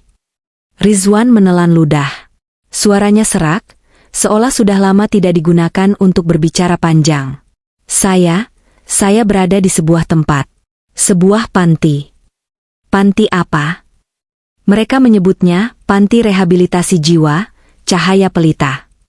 Di dekat Manado. Manado. Kata itu menggema. Itu adalah kata yang sama yang menghancurkan Marisa. Itu adalah kata yang sama yang membuat Raditya panik. Apa yang Anda lakukan di sana? Tanya Fikri. Saya tidak tahu, bisik Rizwan. Saat saya sadar, saya sudah di sana. Di ruangan putih. Tangan dan kaki saya diikat ke tempat tidur. Ingatan itu kembali, batin Rizwan. Bau antiseptik. Dinding yang putih menyilaukan. Rasa kering di mulutku. Ceritakan pada kami ingatan terakhir Anda sebelum Anda terbangun di ruangan itu, kata Fikri. Rizwan memejamkan matanya. Saya di kapal pesiar. Di kabin saya sedang berkemas untuk kembali besok. Saya sedikit pusing. Pusing? Ya. Seharian saya merasa tidak enak badan. Lalu Marisa datang. Mata Raditya terpejam. Bodoh. Aku seharusnya tidak memakai dia. Marisa, ulang Fikri. Nona Marisa, yang baru saja bersaksi. Ya. Saya kenal dia. Saya yang merekomendasikannya pada ibu. Dia membawakan saya minuman. Jus jeruk. Dia bilang, dari Pak Raditya, Pak. Katanya selamat berlibur. Saya meminumnya. Saya pikir rasanya sedikit pahit. Rizwan berhenti, napasnya menjadi berat. Itu hal terakhir yang saya ingat. Setelah itu, putih. Hanya ruangan putih. Apa yang mereka katakan pada Anda di panti itu? Mereka bilang nama saya Fadli, kata Rizwan, suaranya bergetar karena trauma. Mereka bilang saya ditemukan terdampar di pantai. Korban kapal tenggelam. Mereka bilang saya menderita amnesia disosiatif dan trauma berat. Mereka bilang keluarga saya mungkin sudah tiada. Ibu Winda terisak hebat. Perawat di belakangnya mencoba menenangkannya. Setiap kali, lanjut Rizwan, setiap kali saya mencoba mengatakan siapa saya, setiap kali saya menyebut nama Rizwan, atau Ibu, atau Nusantara Jaya. Dia menatap Raditya. Mereka bilang saya sedang agitasi. Mereka bilang saya delusional. Mereka menyuntik saya. Lagi dan lagi. Mereka membuat saya tidur. Di dalam benaknya, Rizwan melihat wajah-wajah perawat di sana. Mereka tidak jahat. Mereka hanya mengira mereka sedang merawat pasien yang sakit jiwa. Mereka hanya mengikuti perintah dari dokter kepala. Seorang pria yang hanya datang sebulan sekali, yang ternyata ada dalam daftar gaji Raditya. Kapan Anda melihat Raditya? Tanya Fikri. 2 kali, kata Rizwan. Pertama kali, mungkin sebulan setelah saya di sana. Saya masih sangat linglung oleh obat-obatan. Dia datang ke kamar saya. Dia tersenyum. Dia bilang pada dokter, kasihan sekali. Dia terus memanggil nama saya. Saya tidak kenal dia. Dan dokter itu mengangguk dan menulis di catatannya. Aku harus memastikannya sendiri, batin Raditya mengingat hari itu. Aku harus yakin dia tidak ingat. Dan dia tidak ingat. Rencananya berhasil. Dia hanya menatapku kosong. Dan yang kedua, setahun yang lalu, saya sudah mulai melawan. Saya pura-pura menelan obat. Saya menyembunyikannya di bawah lidah. Pikiran saya mulai jernih. Saya mulai ingat. Saya ingat wajah ibu saya. Saya ingat rumah. Lalu dia datang lagi. Dia melihat saya. Dia tahu, saya pikir dia tahu saya mulai ingat. Matanya, pikir Rizwan. Matanya berbeda. Tidak lagi pura-pura kasihan. Matanya dingin. Dia takut. Dia bicara dengan dokter di luar kamar saya. Lanjut Rizwan. Saya dengar dia bilang, dosisnya harus dinaikkan. Kondisinya memburuk. Dia mencoba mengubur saya di dalam pikiran saya sendiri. Selamanya. Seluruh ruang sidang terdiam. Horor dari kejahatan itu begitu pekat. Begitu tak terbayangkan. Ini bukan sekadar penipuan. Ini adalah penyiksaan psikologis yang berlangsung selama 5 tahun. Bagaimana Anda bisa keluar? Tanya Fikri pelan. Bapak, kata Rizwan, menoleh ke Fikri. Bapak yang datang. Kemarin. Bapak datang dengan polisi. Bapak menunjukkan foto saya. Foto lama saya, dengan ibu. Bapak bertanya pada perawat, apakah orang ini ada di sini? Lalu Bapak masuk ke kamar saya. Bapak menatap saya. Dan Bapak bertanya, Rizwan? Rizwan menangis. Sudah. 5 tahun, tidak ada yang memanggil nama saya. Pak Fikri menelan ludah, matanya memerah. Dia berbalik menghadap hakim. Yang mulia. Seperti yang Anda dengar, ini bukan kecelakaan kapal. Ini adalah penculikan yang direncanakan dengan kejam. Direncanakan oleh Raditya Pratama. Dieksekusi dengan bantuan Nona Marisa. Tujuannya, menyingkirkan pewaris yang sah, menyatakan dia meninggal, lalu mengisolasi ibunya yang berduka, dan merampoknya hingga bersih. Fikri menunjuk arah Raditya, yang kini terisak dalam diam, tubuhnya gemetar tak terkendali. Dia tidak hanya mencuri perusahaan. Dia mencuri seorang putra dari ibunya. Dia mencuri 5 tahun kehidupan. Hakim menatap Raditya. Wajahnya mengeras karena marah dan jijik. Dia menoleh ke Marisa, yang telah dibawa kembali ke ruang sidang, kini duduk dengan tatapan kosong. Nona Marisa, kata hakim, Anda telah mendengar kesaksian saudara Rizwan. Anda masih ingin berpegang pada cerita, jatuh di kamar mandi, Anda. Marisa menggeleng pelan. Dia hancur. Tidak, Yang Mulia, dia menatap Rizwan. Maafkan saya, Pak Rizwan, saya yang membawakan minuman itu. Raditya bilang itu hanya obat tidur kuat. Dia bilang Pak Rizwan ingin pergi, ingin kabur dari tekanan. Dia bilang dia hanya mengatur pelarian Pak Rizwan.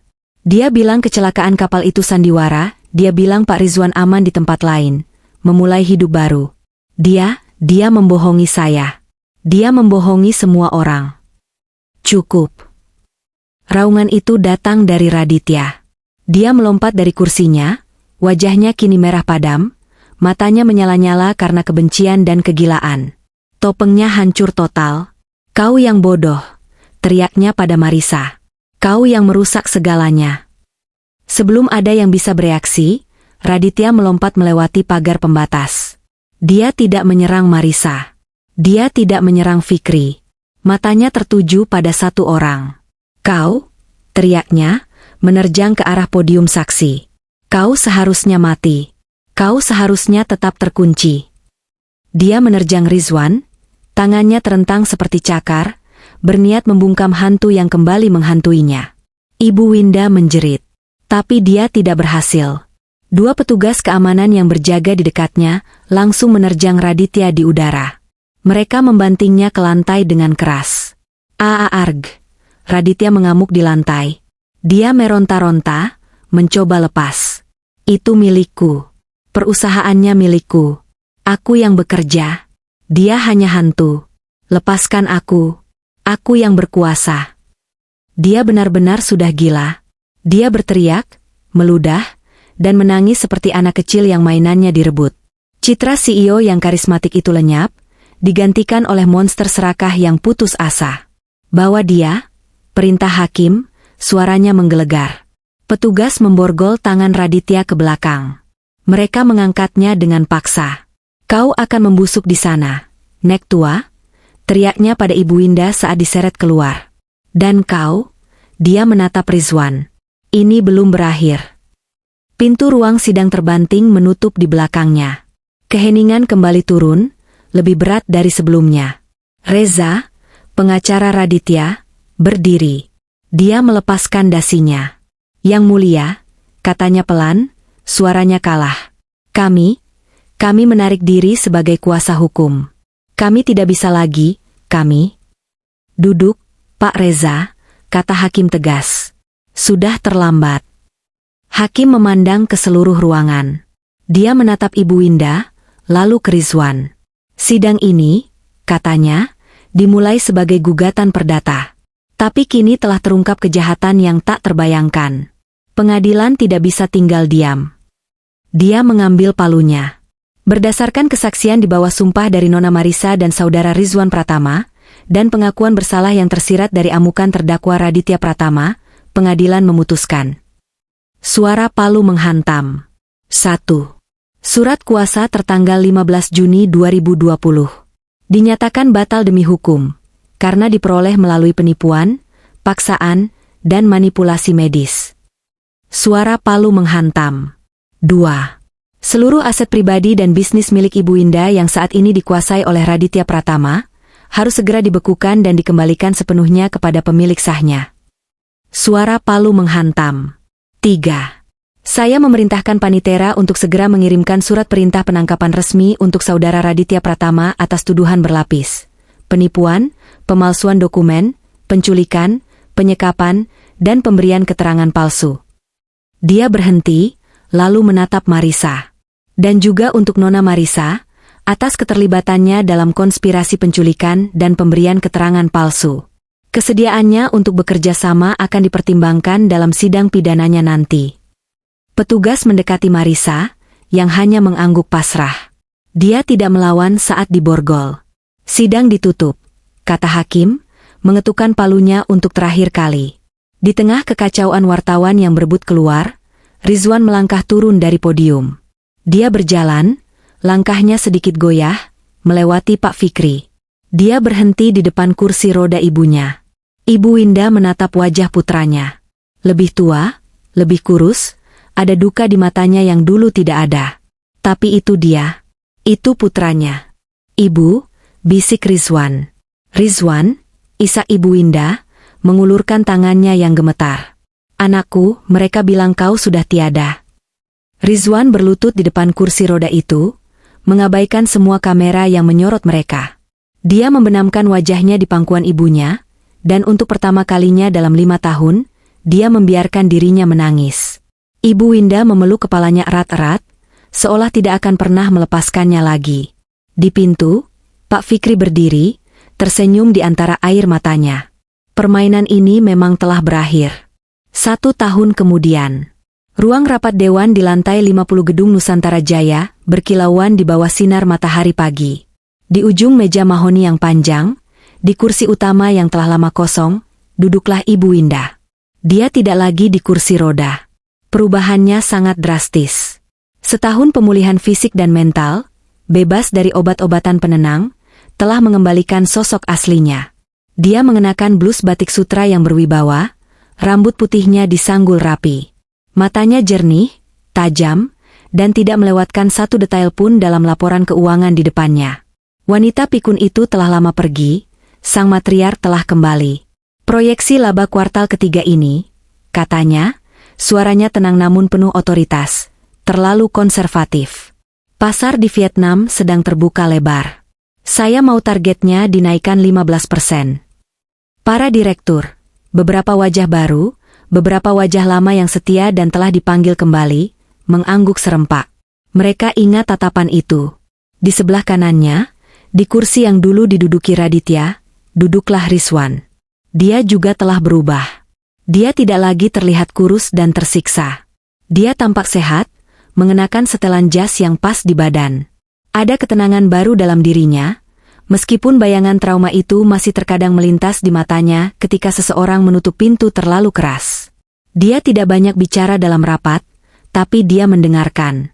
Dia menyerap setiap kata ibunya, belajar kembali bisnis yang seharusnya menjadi miliknya 5 tahun lalu. Rapat selesai, kata Ibu Winda, menutup berkasnya. Setelah ruangan itu kosong, Rizwan menoleh ke ibunya. 15%, Bu? Itu target yang agresif. Ibu Winda tersenyum tipis. Kita sudah kehilangan waktu 5 tahun, Rizwan. Kita harus berlari. Dia berdiri, merapikan blusnya.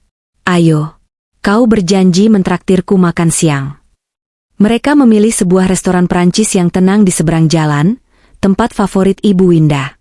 Restoran itu memiliki jendela kaca besar yang menghadap langsung ke jalan raya yang sibuk. Mereka duduk, memesan makanan. Suasananya ringan. Mereka berbicara tentang rencana ekspansi pabrik baru. Rizwan tertawa mendengar cerita ibunya tentang bagaimana dia mengintimidasi seorang pemasok yang bandel. Untuk pertama kalinya setelah sekian lama, mereka merasa seperti ibu dan anak yang normal. Di tengah tawa mereka, tatapan Ibu Winda teralihkan ke sesuatu di luar jendela. Di seberang jalan. Dia berhenti, gelas es teh di tangannya tertahan di udara. Rizwan mengikuti arah pandangnya. Ibu, ada apa? Di trotoar yang panas dan berdebu, sekelompok pria berseragam oranye terang sedang bekerja. Mereka adalah tim petugas kebersihan kota, bagian dari program kerja paksa narapidana. Diawasi oleh 2 penjaga yang tampak bosan, mereka menyapu sampah dan membersihkan got yang mampet. Salah satu dari mereka kurus, hitam, dengan rambut yang dicukur habis, berhenti sejenak untuk menyeka keringat di wajahnya dengan lengan seragamnya yang kotor. Rizwan menyipitkan matanya. Itu. Ya, kata Ibu Winda pelan. Itu Raditya. Di dalam kepala Raditya, hidup adalah neraka. Dia membenci bau sampah ini. Dia membenci matahari yang membakar kulitnya. Dia benci seragam yang gatal ini. Dia membenci bubur hambar yang dia makan setiap hari di selnya. Dia telah kehilangan segalanya. Pengacaranya gagal total. Kesaksian Marisa, yang akhirnya bekerja sama penuh untuk mendapatkan hukuman ringan 10 tahun, dan Rizwan telah menguburnya. Hakim memberinya hukuman maksimal, 25 tahun penjara, tanpa pembebasan bersyarat, atas penculikan, penyekapan, dan penipuan besar-besaran. Asetnya disita. Dia tidak punya apa-apa. Dia bersandar pada sapunya, punggungnya sakit. Dia melirik ke seberang jalan. Dia melihat restoran mewah yang dulu sering dia kunjungi untuk closing deal. Dan kemudian, dia melihat mereka. Di balik kaca jendela yang sejuk. Di meja terbaik. Ibu Winda. Dan Rizwan. Mereka tidak hanya hidup. Mereka tidak hanya bebas. Mereka berkuasa. Mereka duduk di sana, di dunianya, di singgasananya. Raditya membeku. Sapunya jatuh dari tangannya. Mata mereka bertemu.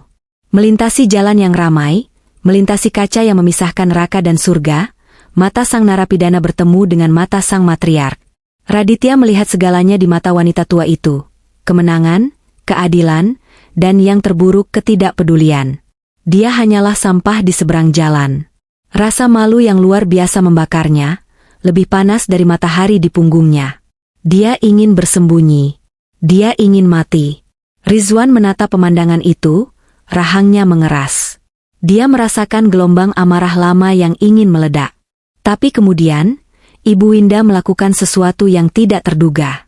Dia tidak memalingkan muka. Dia tidak terlihat marah. Dia tidak terlihat kasihan. Dia menatap lurus ke mata Raditya yang penuh keputusasaan. Perlahan, dengan ketenangan yang agung, Ibu Winda mengangkat gelas es tehnya. Dia mengangkatnya tinggi-tinggi, seolah bersulang. Bersulang untuk karma. Bersulang untuk keadilan yang datang, meskipun terlambat. Lalu, tawa pelan dan kering keluar dari bibirnya. Tawa yang hanya bisa didengar Rizwan. Tawa yang melepaskan sisa-sisa kepahitan terakhir. Raditya melihat gerakan itu. Dia melihat tawa itu. Itu adalah penghinaan terakhir. Dia tersentak seolah baru saja ditampar. "Bajingan!" teriak penjaga di belakang Raditya, mendorongnya. "Kerja lagi. Kau pikir kau sedang berlibur?" Penjaga itu memukul punggungnya dengan tongkat, membuatnya tersungkur ke tumpukan sampah. Di dalam restoran, Rizwan menoleh ke ibunya. Dia melihat tawa itu mereda, digantikan oleh senyuman yang tulus. Ibu Winda akhirnya memalingkan muka dari jendela, seolah pemandangan itu sudah tidak menarik lagi. Dia meletakkan gelasnya. Pelayannya datang, katanya ringan, mengambil menu. "Ayo kita pesan hidangan penutup. Kudengar creme brulee di sini enak sekali." Dia sudah selesai dengan masa lalu. Dia kembali menikmati hidupnya. Rizwan menatap ibunya, rasa kagum memenuhi dirinya. Dia mengangguk, melepaskan ketegangan di bahunya. Dia mengambil menunya sendiri. "Ide bagus, Bu. Ide yang sangat bagus." Mereka kembali ke makan siang mereka, sementara di seberang jalan, bayangan masa lalu mereka menyapu sampah di bawah terik matahari.